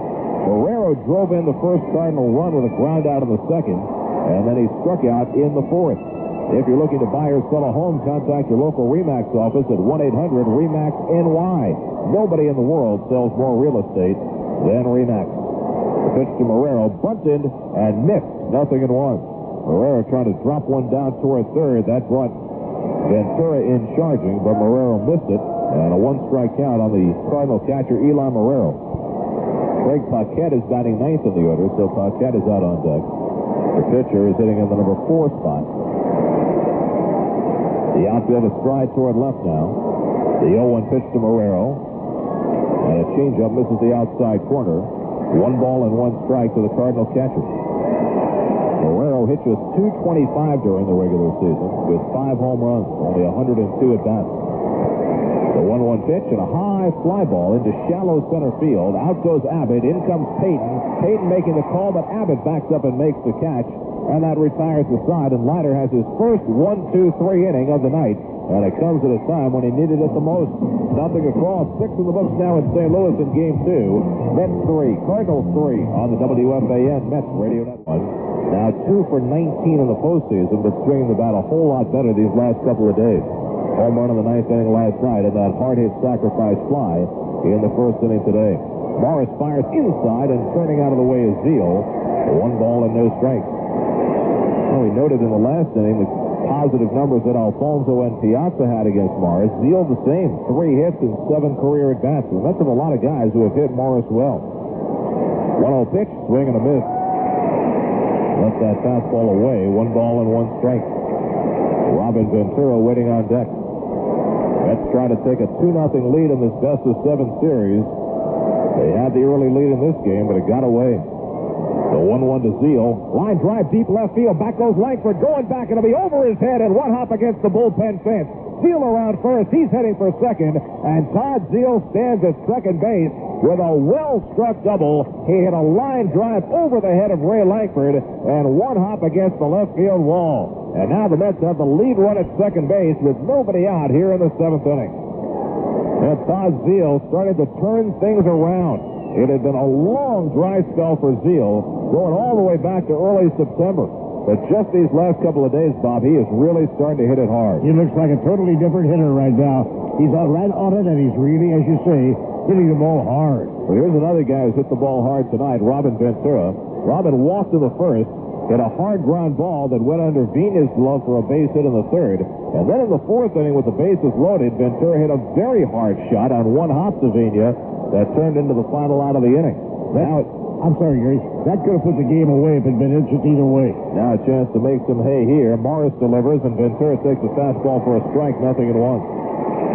Ventura has never had a hit against Morris, 0 for 4. Zeal, the lead run at second base, and Ventura obviously wants to pull the ball here, and if nothing else, get Zeal over to third. Benny Agbayani waits on deck. Here's the 0-1 pitch. Swing and a miss, or a foul ball back on a pitch that was up and out of the strike zone. Ventura hacking at a pitch that was in his eyes. And a 2-strike count on Ventura. And now Morris with the advantage here in a spot where he would love to get a strikeout. Benny Agbayani, who has swung the bat well throughout the postseason, is standing on deck. 3-3, top of the seventh. That's in another postseason nail-biter. The outfield straightaway against Robin. 0-2 pitch, curveball pops foul back up into the crowd. As Marrero comes back for a look, but it's about 15 rows back. And a 2-strike count on Robin Ventura. Morris in his first inning threw almost all fastballs, now starting to come with the breaking ball as well. Matt Morris has a terrific arm. He's got a fabulous attitude. Fought his way back after Tommy John surgery. 6'5", 210 pounds. He was a terrific pitcher in college at Seton Hall and made an immediate impact in the big leagues with the Cardinals before he got hurt. Renteria shading the runner at second. Zeal can't get too big of a lead. The pitch, ground ball hit to the right side. Good job by Ventura. Vina's got it, makes the throw to first in time, but Ventura gets the job done and advances Zeal to third base. Boy, you have to love that by Ventura. Behind in the count 0-2, and he pulled the ground ball to make sure that lead run got to third. Now it's up to Agbayani to get him in. Let's pause for station identification on the WFAN Mets radio network. Preseason basketball at the Garden. Knicks beat the 76ers 91-83. After the Mets is Steve Summers, and your phone calls on Sports Radio 66 WFAN, New York. Gary Cohen, Bob Murphy with you from Busch Stadium in St. Louis. Top of the seventh inning, Game 2 of the National League Championship Series. The Mets and Cardinals tied at 3, but the Mets threatening to untie it with a runner at third and one out. And Dave Duncan, the Cardinal pitching coach, has gone to the mound and grouped his entire infield around him. Benny Agbayani will be coming to the plate. Benny is 1 for 3 on the night. He doubled to left center to drive in a run back in the first inning. Since then, he's flied out and grounded out. And the Cardinals are going to play the infield in. Now, you wonder whether they would pitch carefully to Agbayani here, figuring that at worst, they would walk him and get a double play possibility with Peyton next. The only problem with that strategy is Peyton is so fast he doesn't ground into too many double plays. Now the Cardinals are rated on the infield, not in all the way around. Vina playing back at second. Renteria is now backing up at short. Now he's coming in. Here's the pitch by Morris, and a fastball misses inside 1-0, and Vina was moving about halfway in as that pitch was thrown. So the Cardinals were a little bit confused on the infield as that pitch came to the plate. Now everybody is in with the exception of Vina, who's about halfway. Zeal, the runner at third, not a whole lot of speed. It would take a pretty good fly ball to get him in. The 1-0 to Benny, swinging a foul straight back. 1 ball and 1 strike to Agbayani. Benny has had a hit in all 6 games of the postseason for the Mets. The RBI double in this first inning tonight was his second run batted in of the playoffs. The first one, you all remember, the 13th inning home run against the Giants in game number 3. Zeal is short lead off third. Morris working from the stretch. The infield comes in. The 1-1 pitch. Hit hard to short. Knocked down by Renteria. Holds the runner, throws to first in time. And there's the second out. Agbayani hit the ball hard, but he hit it right at Renteria, who kept the ball in front of him, made sure that Zeal didn't go anywhere, and then threw out Agbayani for the second out. What else can Renteria do in this ball game tonight? 3 for 3, 3 stolen bases, RBI, and now he steals that grounder. Ball hit right at him, and he just had to make sure that it didn't go through him. So now, with 2 out, it's left to Jay Payton. Payton has struck out twice tonight and drawn a walk. Jay now just 4 for 23 in the postseason, but he has driven in 4 runs, including a 2-run homer last night. 3-3, top of the 7th. Both teams have had enormous numbers of chances in this game. Zeal on third with 2 away. Morris will work off the stretch, the infield back. The pitch to Payton, and a high pop-up on the right side. It should end the inning. Vigna on the outfield, Rivers under it, makes the catch, and Matt Morris gets himself out of trouble in the 7th inning. No runs, a leadoff double, and a man left at third. The Mets have now left 10 runners on base. Middle of the 7th in St. Louis, Mets 3, Cardinals 3. Give you the very best. Bottom of the 7th inning, Mets 3, Cardinals 3. Al Leiter remains on. 104 pitches under his belt. Craig Paquette will lead off for the Cardinals, his first time up. Batting 9th in the order. Paquette came in on a double switch, playing third base. And Leiter delivers, and Paquette takes a slider in for a strike, 0-1. Craig Paquette played a lot for the Cardinals this year. First base and third base. He had almost 400 at-bats. He hit just 245, 15 home runs, 61 RBIs. Leiter deals the 0-1, swing and a miss. He was late on a fastball, and a 2-strike count on the former Met, Craig Paquette. The Mets traded Paquette to the Cardinals last year and picked up Sean Dunston. Paquette played very well for the Cardinals the second half of last year. And then they brought Dunston back as a free agent after the Mets declined to sign him. Fernando Vigna on deck, and then Edgar Renteria here in the bottom of the 7th. Game 2 of the National League Championship Series. Mets lead it 1 game to none, and the game tied 3-3. Kirk Wendell starting to loosen the Mets bullpen as Leiter works in the 7th. The 0-2 to Paquette, up and away. 1 ball and 2 strikes. Leiter had to work out of trouble in each of the first 5 innings. Cardinals got a run in the 2nd and then tied the game with 2 in the 5th. And then Leiter finally got a break in the 6th when he got him out 1-2-3. The 1-2 to Paquette. Swing and a miss. He got him. He threw a fastball by him. 9 strikeouts for Al Leiter. 1 man down in the home 7th inning. And here comes Fernando Vigna. This copyrighted broadcast is presented by the authority of Sterling Doubleday Enterprises solely for the private non-commercial use of our audience and may not be reproduced or retransmitted in any form without the express written consent of Sterling Doubleday Enterprises. Vigna got the Cardinals rally started in the 5th inning with a bunt single. He deadened it between the mound and home plate, and Leiter's throw was too late. Edgar Renteria and Fernando Tatis picked up RBI doubles, and the Cardinals were able to tie the game. Pitch to the left-hand batter, swinging a foul ball back over the screen. 0-1. Renteria's had the big night for the Cardinals. He's standing on deck. Edgar 3 for 3, a double, an RBI, a run scored, and 3 stolen bases.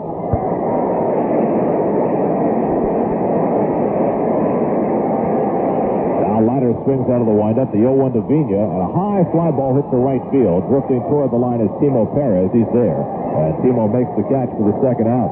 So 2 up and 2 set aside by Leiter, trying to finish strong. He's now retired 6 in a row. And he'll face Renteria with 2 out and nobody on. And Renteria getting a big hand from the crowd here at Busch Stadium. Edgar Renteria, always known as a clutch hitter, and he is really performing in the clutch for the Cardinals tonight. He had just 3 hits and 15 at-bats in the postseason before tonight, but he's 3 for 3 in this game. Renteria hit .278 in the regular season. The pitch, fastball, off the outside corner, 1-0. In that 97 season for Florida, it wasn't just the game-winning hit in Game 7 of the World Series. Renteria had game-winning hit after game-winning hit that season for Florida. Seemed like he was always hitting in the clutch. Bluffs the bunt, takes a strike, 1 ball, 1 strike. And Al Leiter well knows that.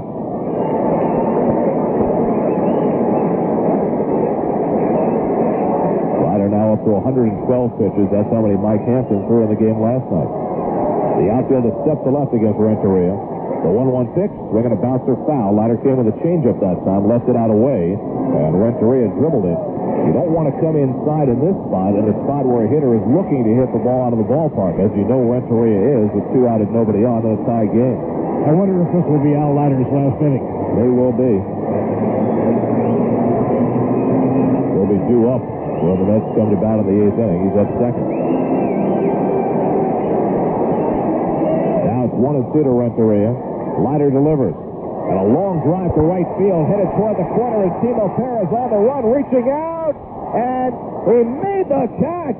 Timo Perez racing into the right field corner, and he took an extra base hit away from Edgar Renteria. Terrific play by Timo Perez, going as far as he could into the corner, and then at the wall, reaching out and making the backhand catch. Great play by Perez, and the inning comes to an end. No runs, no hits, and nobody left. 7 in the books now in Game 2 in St. Louis. Mets 3, Cardinals 3 on the WFAN Mets Radio Network.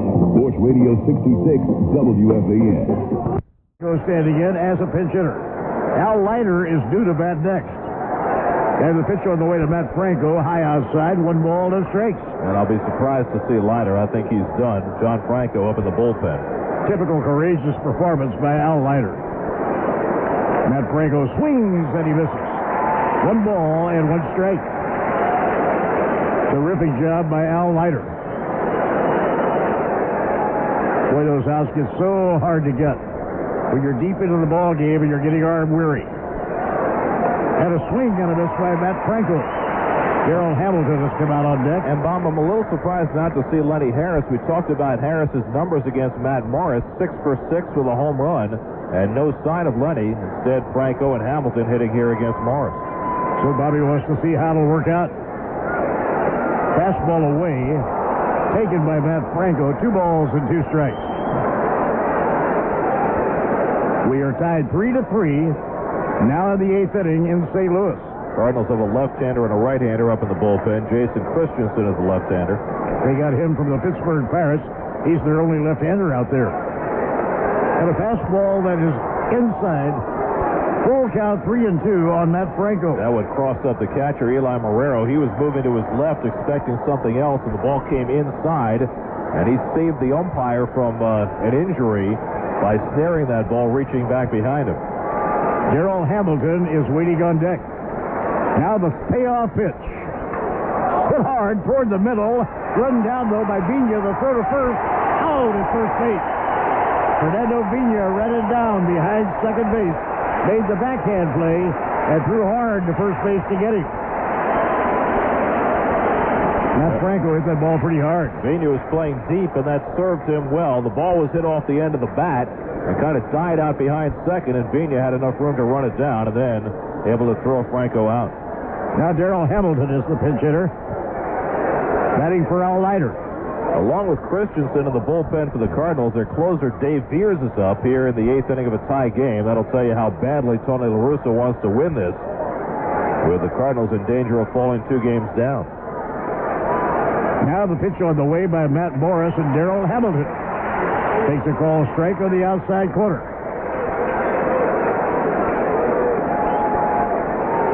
Hamilton with 2 hits and 4 times at bat. And the pitch off the outside corner evens the count at 1 ball and 1 strike. 3-3. It is now the 8th inning. Paid crowd of 52,250.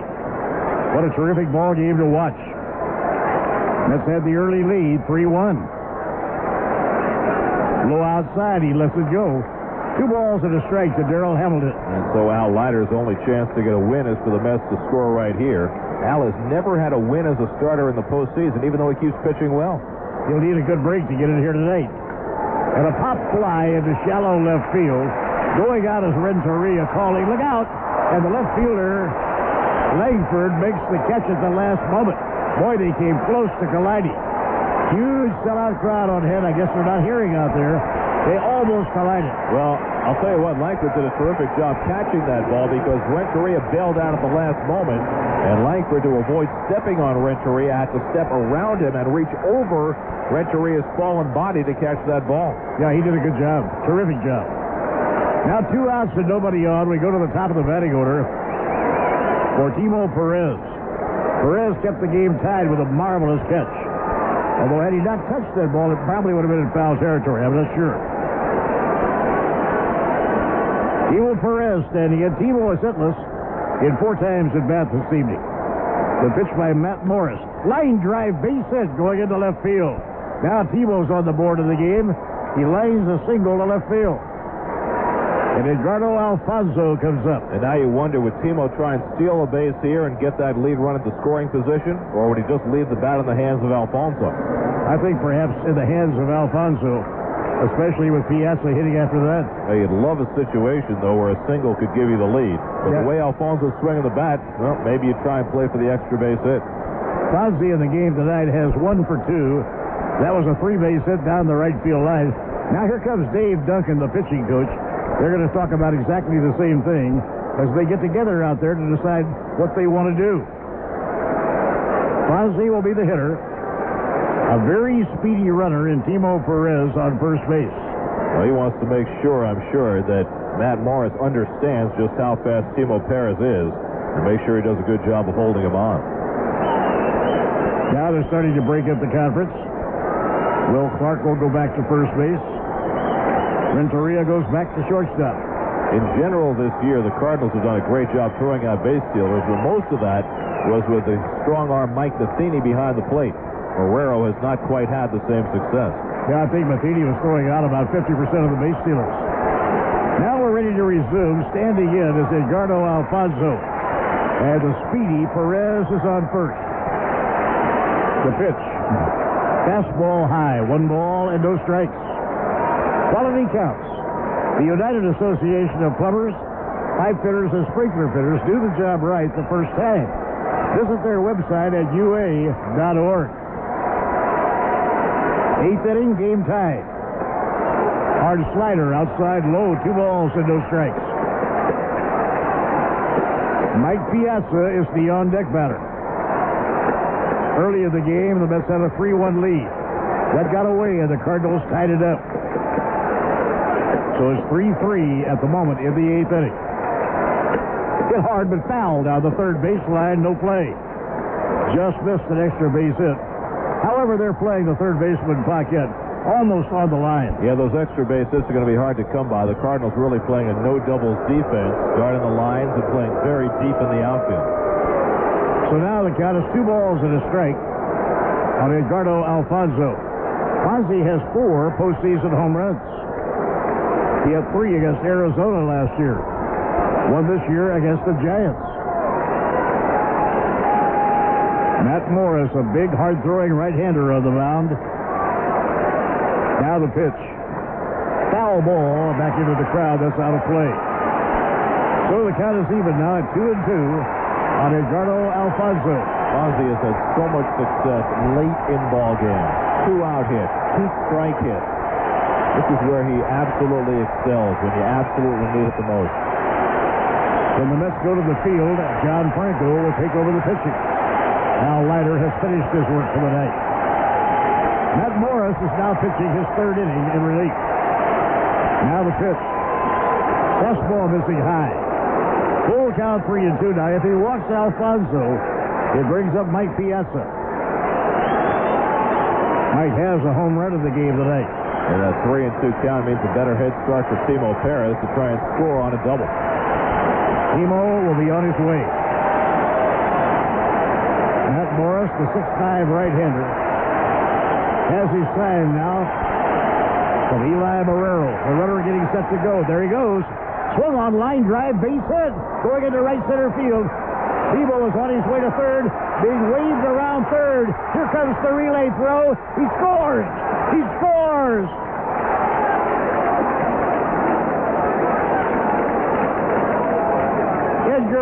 Edgardo Alfonso drilled the ball into right center field. Perez running on a 3-2 pitch. Cookie Rojas never hesitated. Cookie waved him around. He came flying home, and he comes in to score. Another fabulous late-inning hit for Edgardo Alfonzo, a great inside-out swing. Jim Edmonds took his time getting to the baseball. I don't think he thought that Perez was going to try and score. And Edmonds' throw was late and up the third base line, and Perez scored easily ahead of the throw to give the Mets the lead. And Fonzie went on to second base, so with first base open, they now will intentionally walk Mike Piazza. The second intentional walk that he's drawn here tonight. And the Mets will have runners on first and second, and Todd Zeile coming to bat. Now the Mets have regained the lead. They are in front 4-3. And they'll have John Franco coming on for the last of the eighth inning. Boy, Timo Perez coming all the way home from first base on what has scored a single for Alfonzo. And that 3-2 count of that extra head start certainly paid off for the Mets. Single for Fonzie, and he takes second on the throw. Now they are watching as Mike Piazza draws his second intentional walk. Alfonzo now has 7 RBIs in the postseason, and Bob, all 7 of them have come on 2-out hits. He is just incredible as a 2-out hitter. Todd Zeile will be coming up at the hit. Todd knocked in a run in the first inning with a sacrifice fly. He also had a double in the 7th inning. So Todd Zeile is having a good night. He had another long drive deep to the outfield that was caught. Todd Zeile, 1 for 2. Now Tony La Russa is coming out, talking with the plate umpire, so we're going to get a double switch and a new pitcher into the ballgame. We'll be back in just a moment on the WFAN Mets Radio Network. And on to pitch is their regular closer, Dave Veras. Dave had a pretty good year for the St. Louis Cardinals. He wound up the season with 29 saves. 76 innings of work. He allowed 65 base hits. He does not do it by overpowering hitters. He does it more with pitching know-how and breaking balls. So Dave Veras, V-E-R-E-S, is on in relief. Dave Veras has a split-fingered fastball. That's his best pitch.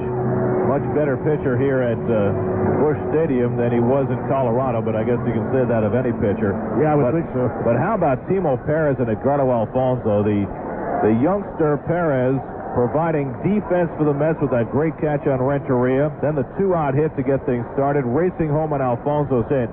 And Fonzie has been such a mentor to Timo Perez ever since he came up to the major leagues, really showing him the way and helping him out in terms of his adjustment to the major leagues. And boy, how fitting for the two of them to get it done together here in the 8th. Well, they're together constantly, and Fonzie really helps Timo a lot. Todd Zeile is the hitter. The pitch by Dave Veras is a strike call to the inside corner. Now, if the Mets bullpen can hold a 1-run lead, then Al Leiter will have a victory as a starting pitcher in the postseason. First, the Cardinals have to be held in check over the last of the 8th and last of the 9th. Hit off the end of the bat, a foul ball off the bat of Todd Zeile. And considering that big redhead is going to be sitting in the dugout and undoubtedly is going to get a turn at bat, it would certainly behoove the Mets to get more than a 1-run lead if they can. Well, you know, with John Franco, particularly a left-hander coming in the game, they'll get the big redhead McGuire up to the plate as quickly as they can. Todd Zeile standing in against Dave Veras. A base hit here could give the Mets another run. And there's a drive in the air toward left field. That'll be a base hit. Rounding third and sprinting for the plate is Alfonzo. Fonzie will score. Now hung up in a rundown play. The Mets have Mike Piazza, and Piazza will be tagged out at third base. Piazza got caught in a rundown between second and third. He's tagged out near third base. The inning is over, but the Mets pick up another run. It's a base hit for Todd Zeile. Zeile drives home Edgardo Alfonzo. And Piazza is out 7-5, 6-4. Carlos Hernandez will be the on-deck batter. Hernandez, who came in to replace Eli Marrero, is hitting in what had been Fernando Tatis's spot. Boy, what a big revitalization of the Mets offense these last couple of days. Mike Piazza, and even more in particular, Todd Zeile. Zeile coming through yesterday with a home run to get him started in the 9th inning, and a big day today. Sac fly, double, and an RBI single that just gave the Mets a 2-run lead. Mets have had lots of heroes here today. Alfonzo with a hit to give them the lead. Timo Perez with the defense and the game and the run that put the Mets in front. But the Mets have gotten a lot of offensive contributions here today and regaining the lead in the 8th inning. Yeah, and probably more heroics to come because the Mets have to try and protect this 2-run lead over the last 2 innings. And the best hitter on the ball club, Jim Edmonds, the center fielder, leads off against John Franco. Matt Franco is now playing first base. Mike Bordick is now playing shortstop for the New York Mets. Jim Edmonds standing in. Edmonds is 0 for 3 tonight, and he takes high inside, 1 ball and no strikes. Franco has been pitching superbly. If Franco gets them out of the 8th inning, we'll probably see Armando Benitez for the 9th inning. Left-hander against left-hander. Foul ball back, no play. This is a big hitter for Franco right here because if Edmonds gets on, you probably see Mark McGwire to bat for Carlos Hernandez. McGwire sitting in the dugout with a helmet on and a bat in his hands. Tony La Russa cannot afford to do what he did last night and have McGwire spend the entire night in the dugout. He's got to use his trump card where he can. And he does have Rick Wilkins that he can use behind the plate. They just added him to the roster. I mean, this is such a crucial game for the Cardinals. They lose this game, drop the first 2 at home, and you don't want to say that they're dead, but it would certainly make their climb a big uphill struggle. In '86, when the Mets won the World Series, they lost the first 2 games to the Red Sox at Shea Stadium. Then they went to Fenway Park and started winning. Edmonds is the hitter. The pitch by Franco. And it's over for a call strike. 1 ball and 2 strikes on Jim Edmonds. Edmonds strikes out a lot, but he hits a lot, too. Batting average over 300 for the year and 42 home runs. He had a terrific season and will be in the running for the MVP award. Franco staring down Jim Edmonds. The pitch on the way is a little bit high. 2 balls and 2 strikes to Edmonds. Terrific ball game for the audience to watch, and the fans have really been into it. Now Franco with a count of 2 balls and 2 strikes to Jim Edmonds. Carlos Hernandez waiting on deck. John Franco is into his stretch. Now the pitch on the way. Ground ball hit down to first, and it's a foul ball. Fair ball, beg your pardon. It is grabbed by Franco. Franco goes, steps on the bag, and he's out at first. And Jim Edmonds did not run. Can you believe that? Here we are in the League Championship Series with his back against the wall, and Jim Edmonds did not run out of the batter's box. Well, he should have been running, but you may have thought it was a foul ball. You got to run until you know. Yeah, you do. From here, I was almost sure that was going to be a foul ball. So 1 out and nobody on now, the home 8th inning.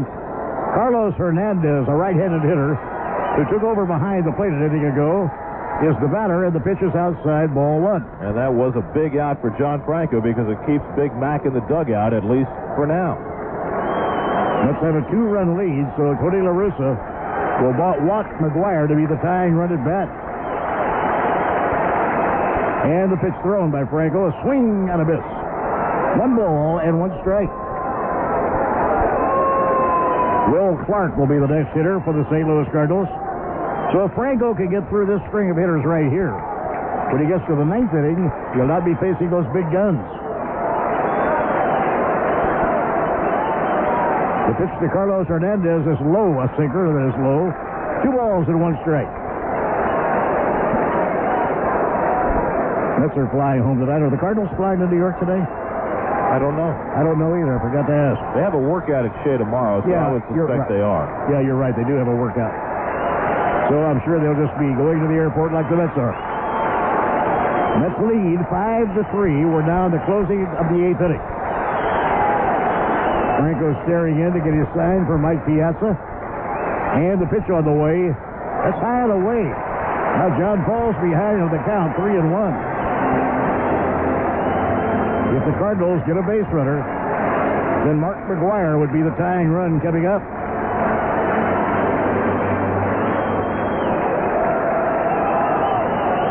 Edgardo Alfonso's timely base hit put the Mets back in the lead.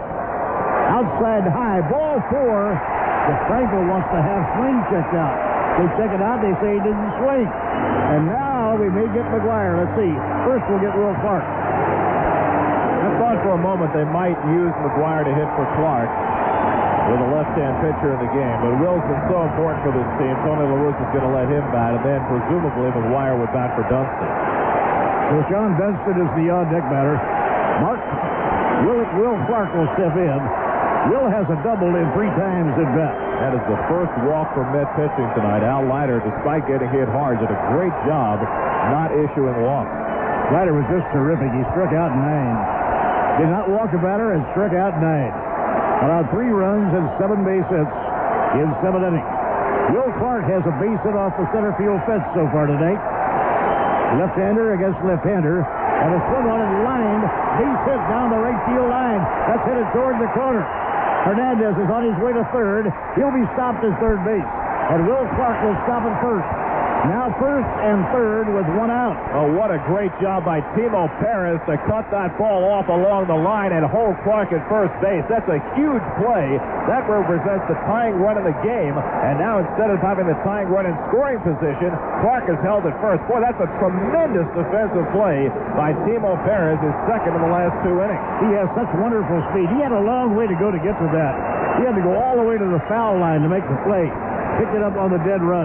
Well, why are we not seeing Mark McGuire here, Bob? I do not know. Dunston's going to bat for himself. And Langford comes out on deck. Langford is a left-hand hitter. Now Sean Dunston will stand in. Runners on first and third. The Mets lead by 2 runs. Very much in jeopardy right now. Sean Dunston, 1 for 3, a 2-base hit. Kirk Wendell is loosening in the Mets bullpen for one reason, and that is that Kirk Wendell has owned Mark McGuire. So if McGuire comes up to hit, we'll certainly see, or you would think you would see, Kirk Wendell. Right now, the infield is a double play depth. And the pitch on the way. Breaking ball in the dirt. All the way to the backstop. A run will score. Coming home, Hernandez. Franco uncorks a wild pitch. And now this is a 5-4 ball game. The tying run is on second base. The excellent work by Timo Perez to hold Clark to a single disappears. On one pitch by Franco in the dirt that Piazza could not stop. He tried to slide to his left, but it bounced over his glove and went to the backstop. How does Franco escape from this? Now it is 5-4. The tying run is on second. 1 man away. The batter is Sean Dunston. Dunston hit about .350 playing for the Mets down the stretch last year. He was terrific. Now Franco is really in hot water. Staring into Mike Piazza. Ray Langford is the on-deck batter, and thus we see Mark McGuire. Crowd roaring here in St. Louis. Dunston waiting, and the pitch. In the dirt again. Ball 2, 2 balls and no strikes. So it's not going well at all for Franco right now. Well, last night, Franco faced Dunston in the 8th inning with a man on and 2 out, and Dunston hit it about as hard as you can hit it to left field. Fortunately for the Mets, it went right at Benny Agbayani. Now time is taken by Edgardo Alfonso. He comes in to have a word to try and be helpful to John Franco. The count now is 2 balls and no strikes on Sean Dunston. A base hit ties the game. Mets had the early 3-1 lead. Cardinals came back, tied it up. Mets regained the lead, 5-3. Now it's 5-4. Dunston waiting on John Franco. The 2-0 pitch. And a call strike on the inside corner. 2 balls and a strike. Dennis Cook has now joined Kirk Wendell in the Mets bullpen. Franco taking plenty of time between the pitches. He has to think this one out very carefully. Dunston has hit the ball very hard twice tonight. Sean has a double. He also lined out to center. Now John Franco in the set position. And that's a strike call, 2-2. 2 balls and 2 strikes. Sean Dunston taking the last 2. And they were both very good-looking pitches by John Franco. 5-4. The Mets lead is only 1 run.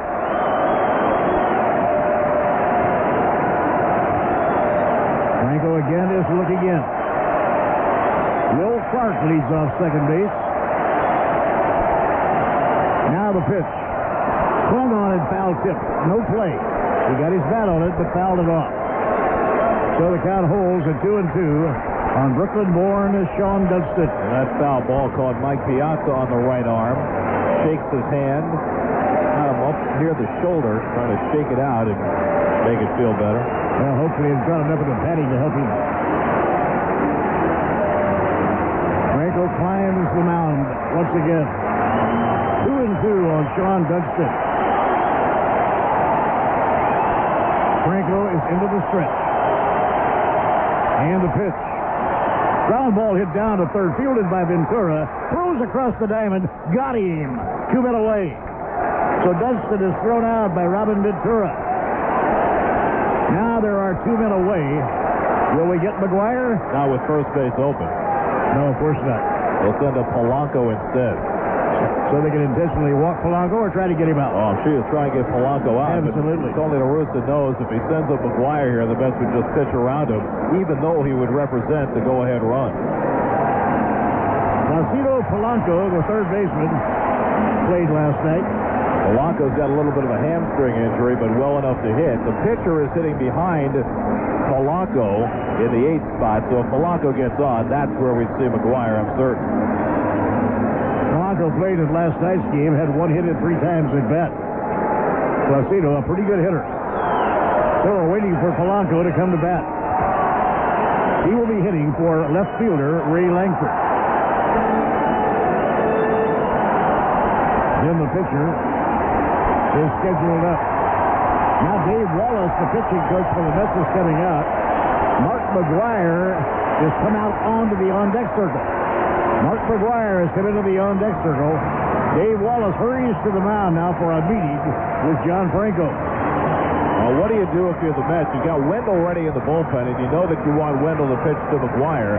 Would you bring in Wendell here to pitch to the right-hand batter Polanco? If you do, you'd probably get J.D. Drew. So I think the Mets will leave Franco. No, they're going to bring in Wendell right here. How about that? Yeah, I don't disagree with that. Because Wendell has been so effective. But you might see J.D. Drew now, who's a lot better hitter than Placido Polanco. Well, that very well could be. Those are the options. So we will get a pitching change. Kirk Wendell will come into the game. We'll be back in just a moment on the WFAN Mets Radio Network. Who comes up? And you know how much Bobby Valentine and Tony La Russa love to play these games and spin these wheels. I think this is the matchup that La Russa would have preferred in this spot, but if Drew does get on, then it's the matchup that Valentine would want with Wendell against McGuire. McGuire is standing on deck. Stepping into the batter's box, J.D. Drew. The tying run, Will Clark, is on second base. 2 men away here in the last half of the 8th inning. Now the stretch by Turk Wendell. And the pitch. And the fastball is over for a strike call. Mark McGuire measuring his stroke in the on-deck circle. Wendell's big job right here is to get out the regular left fielder and a good left-hand hitter, J.D. Drew. And the pitch. Curve, a strike call. Breaking ball over, and now a 2-strike count on J.D. Drew.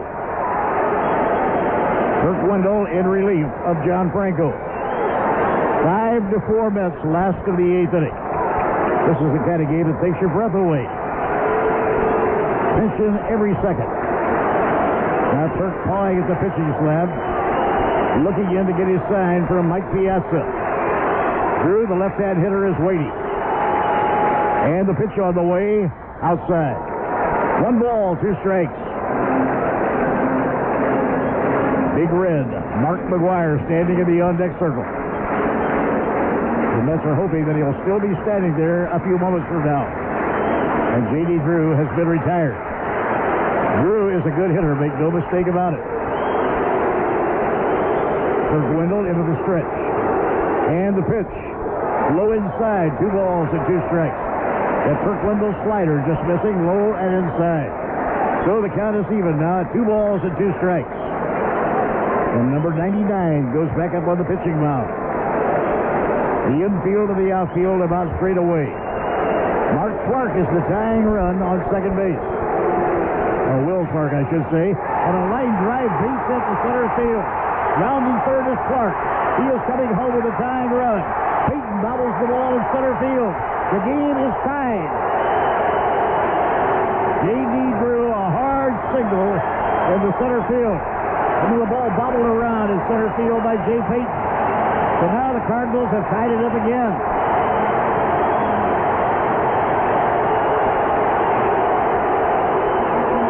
Cardinals twice coming from 2 runs behind the tie. Now McGuire will come off, but the Mets obviously won't pitch to him. Now with first base open. First base is open. You don't pitch to Mark McGuire. Or will they? No, they're not going to pitch to him. Even with Wendell on the mound who's owned him, you don't give McGuire a chance to swing. So the Mets will intentionally walk Mark McGuire. I'm surprised that he put him up as a pinch hitter in that situation. Well, all he's got left is McGuire and Rick Wilkins, and I don't think he wants to use Wilkins, so he really has no choice at this point. I guess not. They scored a double, by the way, for J.D. Drew. Ball 3 is outside as they walk McGuire intentionally. They scored that a 2-base hit, not an error on Jay Peyton. Well, the problem they've got here is they're going to have to run for McGuire, I would think. He has not run the bases at all since he's come back. They're going to have to use a pitcher, and it's going to be Darryl Kyle who's going to run for him. So Darryl Kyle, a pitcher, will run for Mark McGuire.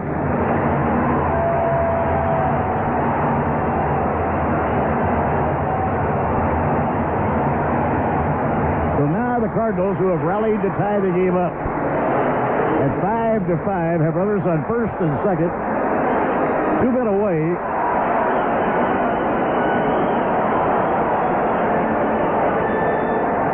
And the batter stepping in will be Craig Paquette. Paquette's the third baseman, right-hand hitter, has batted once in the game and been struck out. A base hit here would be oh so damaging.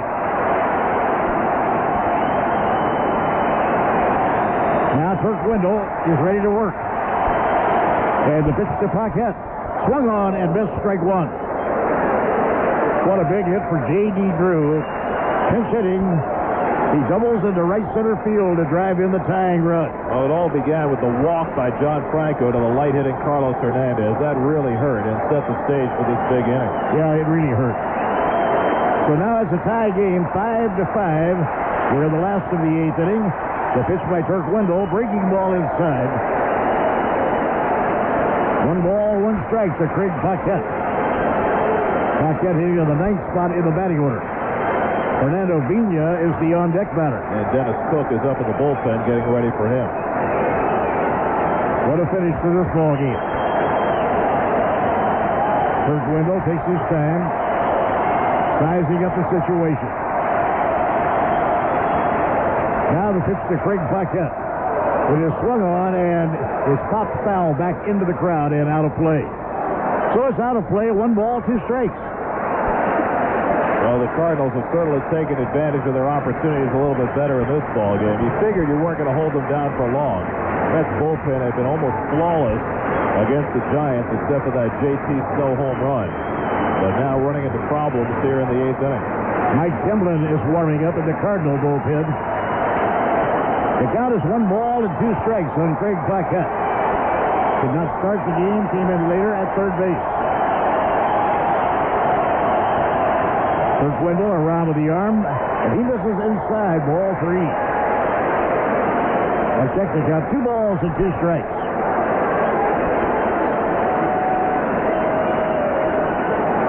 J.D. Drew is on third base. Darryl Kyle, a pinch runner, is on first base. Both managers have just about completely used up their people. You can hear the roar of the big crowd here in St. Louis. And the pitch coming to Paquette. Swung on and missed. He struck him out to retire the side. But the Cardinals rally and they tie it up. They scored 2 runs. There were 2 hits. And 2 men were left on. So at the end of 8 innings in St. Louis, It's the Mets 5 and the Cardinals 5 on the WFAN Mets Radio Network. Why Bobby Valentine brought in Turk Wendell to relieve John Franco with Placido Polanco coming up to pinch hit, because Bobby had to know that Drew would be the pinch hitter against Wendell, and Drew obviously is a better hitter than Polanco. Worked out the way La Russa wanted it. Drew got the base hit. Cardinals tied the game. So we have J.D. Drew now playing right field, Sean Dunston playing left, and Timlin takes over the pitching. And so Dave Veras faced only one batter. That was Todd Zeal, who delivered a timely base hit.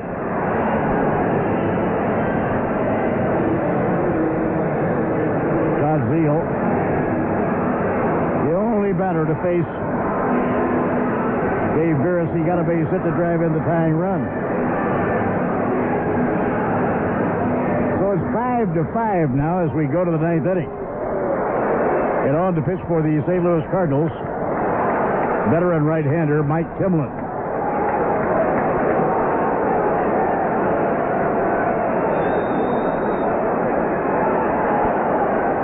Timlin 1-1 with a 5.04 ERA, 25 innings, 24 hits allowed. And leading off for New York will be Robin Ventura. So here we go now into the ninth inning. Robin Ventura, the batter, and the pitch is high. 1 ball, no strikes. Robin has faced Timlin more than any other Met hitter, and he's done well against him. 6 for 16, including a home run. Tonight, Robin is 1 for 3 with a walk. Next pitch by Timlin, the right-hander. This is the outside corner. 2 balls and no strikes. Well, twice tonight, the Mets have had the lead in this game, and both times the Cardinals have caught up. Early in the game, the Mets had a 3-1 lead. And the pitch on the way. That just misses, ball 3, 3-0. It looked like Al Leiter had a chance to be the winning pitcher, and he did. Mets had a 5-3 lead, but John Franco could not hold that particular lead. So the Redbirds came back. That is a strike call now to Robin Ventura. 3 balls and 1 strike. So for a third time, the Mets need to dig down and try to grab the lead once again. 3-1 on Robin Ventura. Hit hard down to first. Oh, it ricochets off the shin of the first baseman. Safe at first, Robin Ventura. It ricocheted off the body, the shins of the first baseman, Will Clark. So the Mets have a base runner. Now, that ball hit hard, but a ball that Clark certainly should have had. A former Gold Glover. It went right off his foot, and that'll be an error on Will Clark. So now the Mets have a base runner. This has not been a well-fielded game. There have been a few well-played situations. Timo Perez has had a couple of terrific defensive plays, but this has been a very shaky game on both sides defensively. It certainly has, although the play, as you mentioned, by Timo Perez, one of the best you'll see.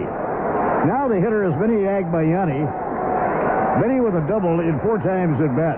Benny is not a good bunter. So we'll see if Bobby has him swinging away. Then Mike Bordick will be coming up in the batting order. And the right-hander, Mike Timlin, steps off. In Game 3 against the Giants, Benny was asked to bunt in the 11th inning. Couldn't do it. Flied out, and the Mets blew an opportunity. Benny later redeemed himself in that game with a game-winning home run in the 13th. Mets have 5 runs on 8 hits. The Cardinals 5 runs on 10 hits. Now the pitch on the way is taken for a call strike. Good fastball by Mike Timlin. So this time, Bobby Valentine not asking Benny to do something he doesn't do well, and he did not have him bunting. So we will see if it changes or not. Armando Benitez getting ready in the Mets bullpen, hoping he'll have a lead. Cardinals 5 runs, 10 hits. The Mets 5 runs and 8 hits. And we're now playing in the 9th inning here in St. Louis.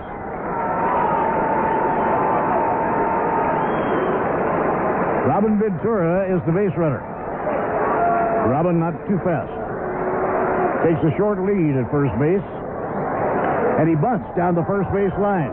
Picked up by Will Clark. He throws. Davina covering at first base. Successful sacrifice by Vinny Agbayani.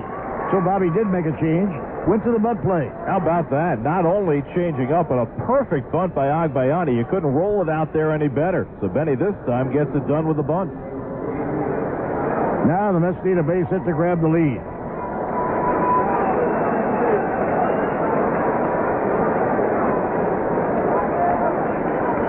Center fielder Jay Payton will be hoping for a base hit. Joe McEwing is coming on the field now, and he'll run for Robin Ventura. Joe McEwing is coming out as a pinch runner. If Bobby wasn't going to take Ventura out of the game unless he got into scoring position, now he'll put McEwing in and hope he runs home with that lead run. Mets would love to get a run here and take their chances with Armando Benitez in the last half of the ninth inning.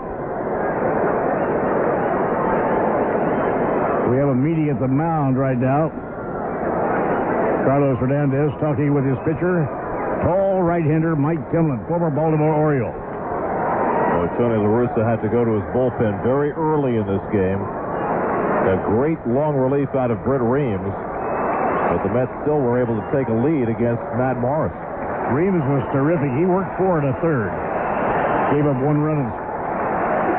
So now the hitter standing in is Jay Payton. Joe McEwing is on second base. And a fastball called strike 1. The Mets have never been behind in this game, but twice they've had the lead, only to have the Cardinals catch up. They were ahead 3-1. They were ahead 5-3. This game is not playing very fast, but it certainly is playing interesting. Mike Timlin again will check the runner at second base. Now he turns but doesn't throw.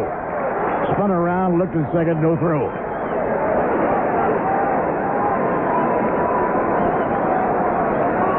Both clubs are flying to New York after the game is over tonight. They'll get there about in time for breakfast. If they're lucky. Yeah, if they're lucky.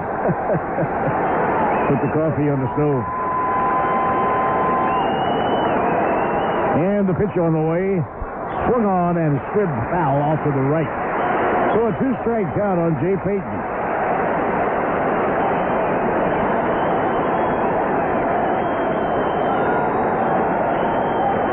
Matt Franco out of the on-deck circle. Matt Franco is hitting in the number 8 position in the batting order. That's the need of another hit. 1 away and a runner on second base.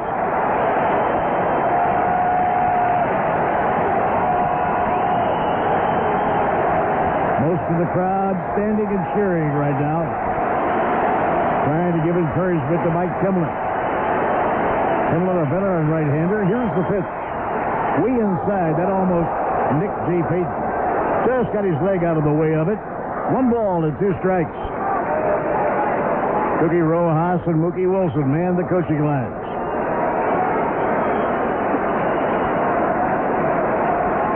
As they have a couple of times before in this game tonight, that's sorely in need of a base hit right here to grab that lead again. They can grab it for a 3rd time if they get the hit.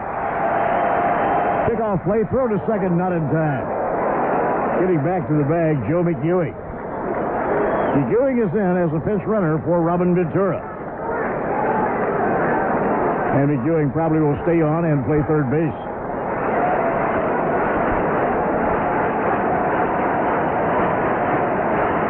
Center fielder Jim Edmonds is playing straight away against Jay Payton. Payton 0 for 3 tonight and a walk.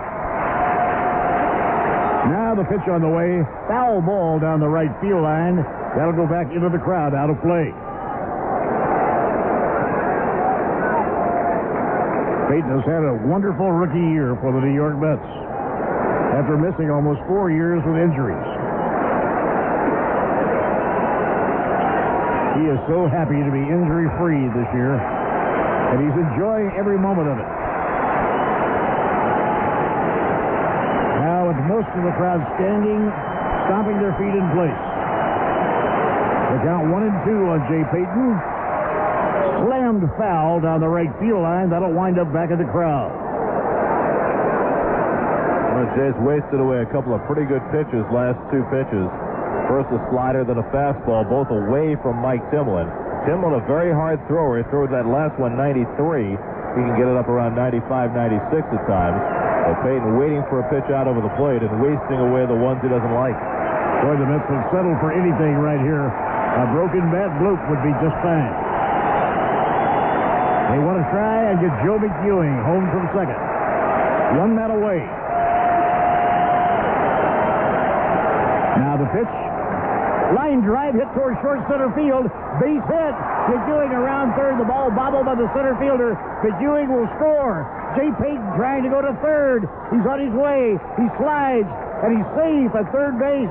The Mets have a one-run lead. The Mets have a one-run lead. The ball was messed up by the center fielder, Jim Edmonds. It was a solid base hit by Jay Payton into center field. Payton winds up all the way around to third on an error charge to Jim Edmonds. An RBI for Jay Payton. So the Cardinal defense falling apart here in the ninth inning. Errors by Clark and by Edmonds, a couple of Gold Glove performers. And Payton, who had the big 10th inning single against the Giants in Game 2 that got the Mets pointed in the right direction, picks up another big late inning hit to give the Mets the lead here in the ninth. Now they are in front 6-5. The batter is Matt Franco with a runner on third. The infield is in, and the pitch is over for a strike call. Mets would love to get this insurance tally home. Jay Payton is on third and one man away. Boy, was that a great time at bat for Payton. Fouled away a couple of tough pitches, hung in there, and got one he could whack. He just gets better every day. Now Matt Franco lays off the pitch outside and low. 1 ball, 1 strike. So for the third time, the Mets have taken the lead in this ballgame. You know, Payton hasn't had that many hits in the postseason, but the ones he's had have been huge. Cardinals are playing the infield in on the edge of the grass. And the pitch. A squib that is foul, no play. 1 ball, 2 strikes to Matt Franco. Mets would take a fly ball to the outfield to try and get that other run home. It is now the Mets 6 and the Cardinals 5. Well, with Payton's speed, it wouldn't take a very deep fly ball to do it. Franco just has to make sure he makes contact here and get that ball to the outfield. Franco's second time at bat of the game. He grounded out in the 8th inning. Mike Timlin working in relief. And the pitch. Ground ball hit on the right side of the infield. The runner will not be able to score. Vigna grabs it, throws to first for the out. So Matt Franco cannot quite get it done. I'm a little surprised there that Payton was not running on contact with one out there with Mike Bordick on deck. You figured with Payton's speed that he would be able to challenge Vigna on a play like that, but he was holding fast at third. With the infield playing in like that, he probably would not have made it, I don't think. Well, you at least want to put the pressure on the defense there, and you'll often run on contact in a play like that. Now the hitter will be Mike Bordick. Mike's first time up in the ballgame. And a ground ball hit sharply deep into the hole at shortstop. The long throw by Renteria, and he's out at first base. So the inning is over. Bordick grounds out short to first. For the Mets, 1 run on 1 hit. 1 very costly error for the Cardinals, and 1 man left on. Series.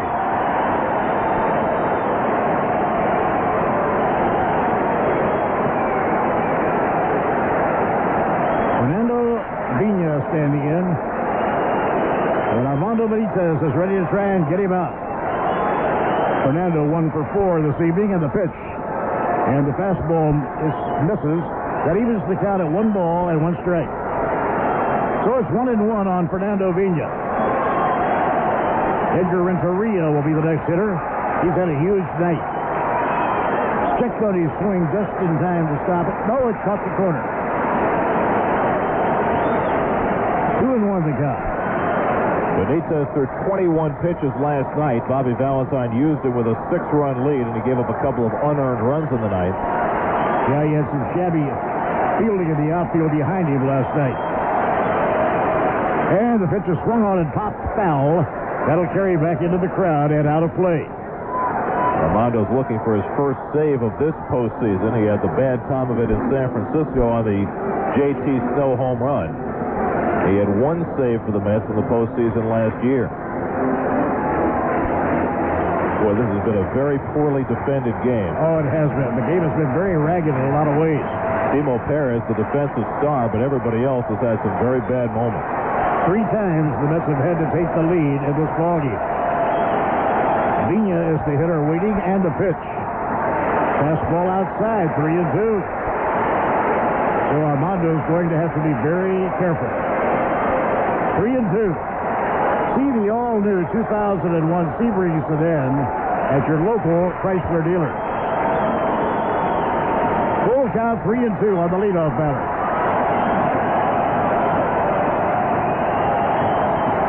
Now Vina has the bat cocked.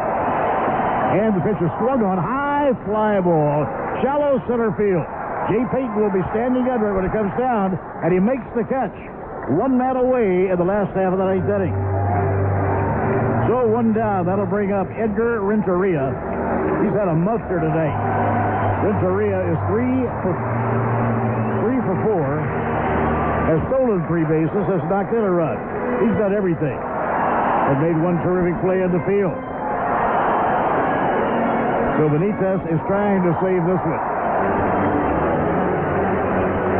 Kurt Wendell, despite giving up a base hit, would be in a position to pick up a victory. Here's Edgar Renteria standing in. Fastball that is taken for a strike call.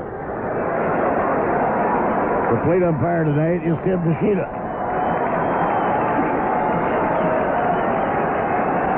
Armando is ready. And the pitch on the way low and outside. 1 ball and 1 strike. Mets have won 7 out of 10 so far this year from St. Louis. The first time they came to St. Louis this year, they were swept a 3-game series. Swing out of miss. Big slider thrown by Armando Benitez. 1 ball and 2 strikes. Crowd very quiet here in St. Louis. They know if Benitez gets 2 more outs here, there may not be another ball game at Busch Stadium this year. That's possible. Mets would love to see it work out that way. The count 1-2 on the right-hand batting shortstop. And a foul ball back over the screen. That's out of play. A very dangerous hitter in Jim Edmonds is waiting on deck. Edmonds with 42 home runs this year, including 2 game-winning shots against the Mets here at Busch Stadium in early September. One against Pat Mahomes and one against Rick White. Both were hit in the final turn at bat.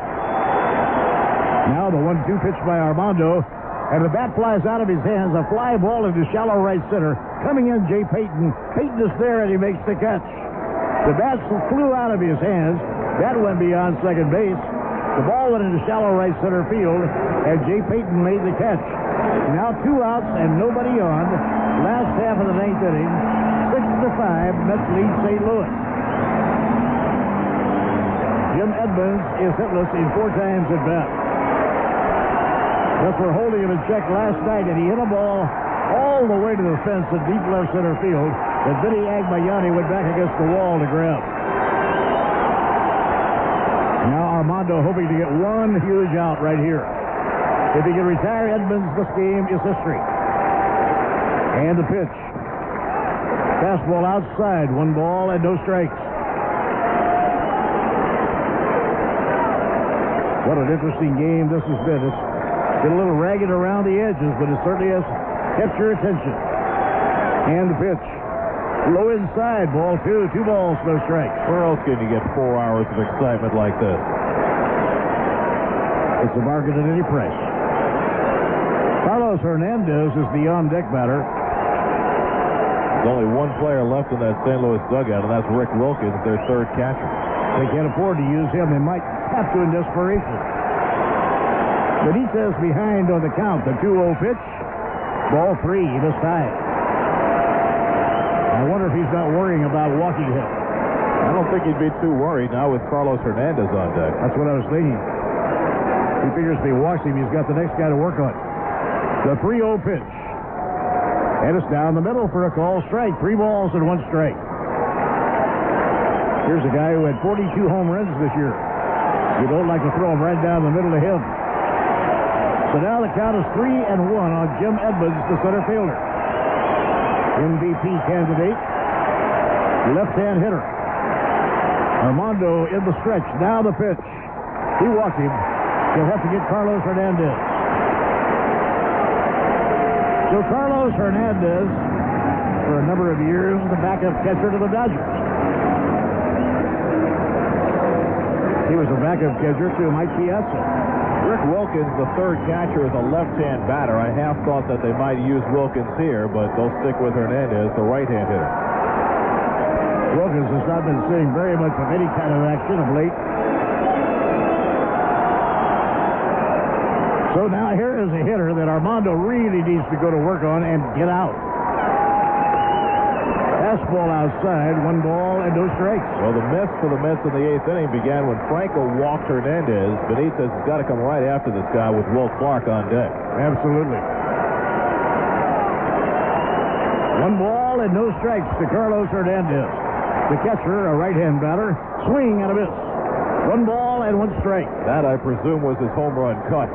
Carlos Hernandez hit 3 home runs and 242 at-bats this year. Well, I know one thing. He can't swing the bat any harder than that. He swung so hard, I think he broke it, Bob.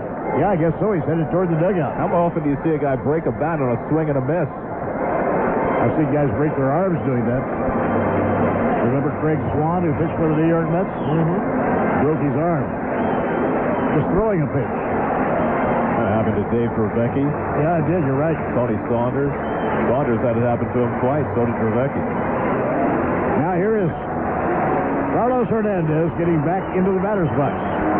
The Mets are 1 out away from winning a grueling ball game. They were ahead 3-1 early in the game. Later they were ahead 5-3. Twice the Cardinals came back to tie it up. Here's the pitch on the way. Check swing, foul ball. That goes into the dugout. And now the count is 1 ball and 2 strikes. The tying run is Jim Edmonds on first base. 2 men away in the last half of the 9th inning. Both teams are flying to New York when this game is over. It's been a very long and very grueling ball game. Now he's ready. Here's the pitch. Struck him out! Struck him out swinging! And the Mets have won the ball game. Armando Benitez strikes out Carlos Hernandez. And in a game the Mets had to gain the lead in 3 different times, they hold on for victory. In the 9th inning, no runs, no hits, and a man left on. We'll be back with a happy recap in just a moment. The final score, the Mets 6 and the Cardinals 5.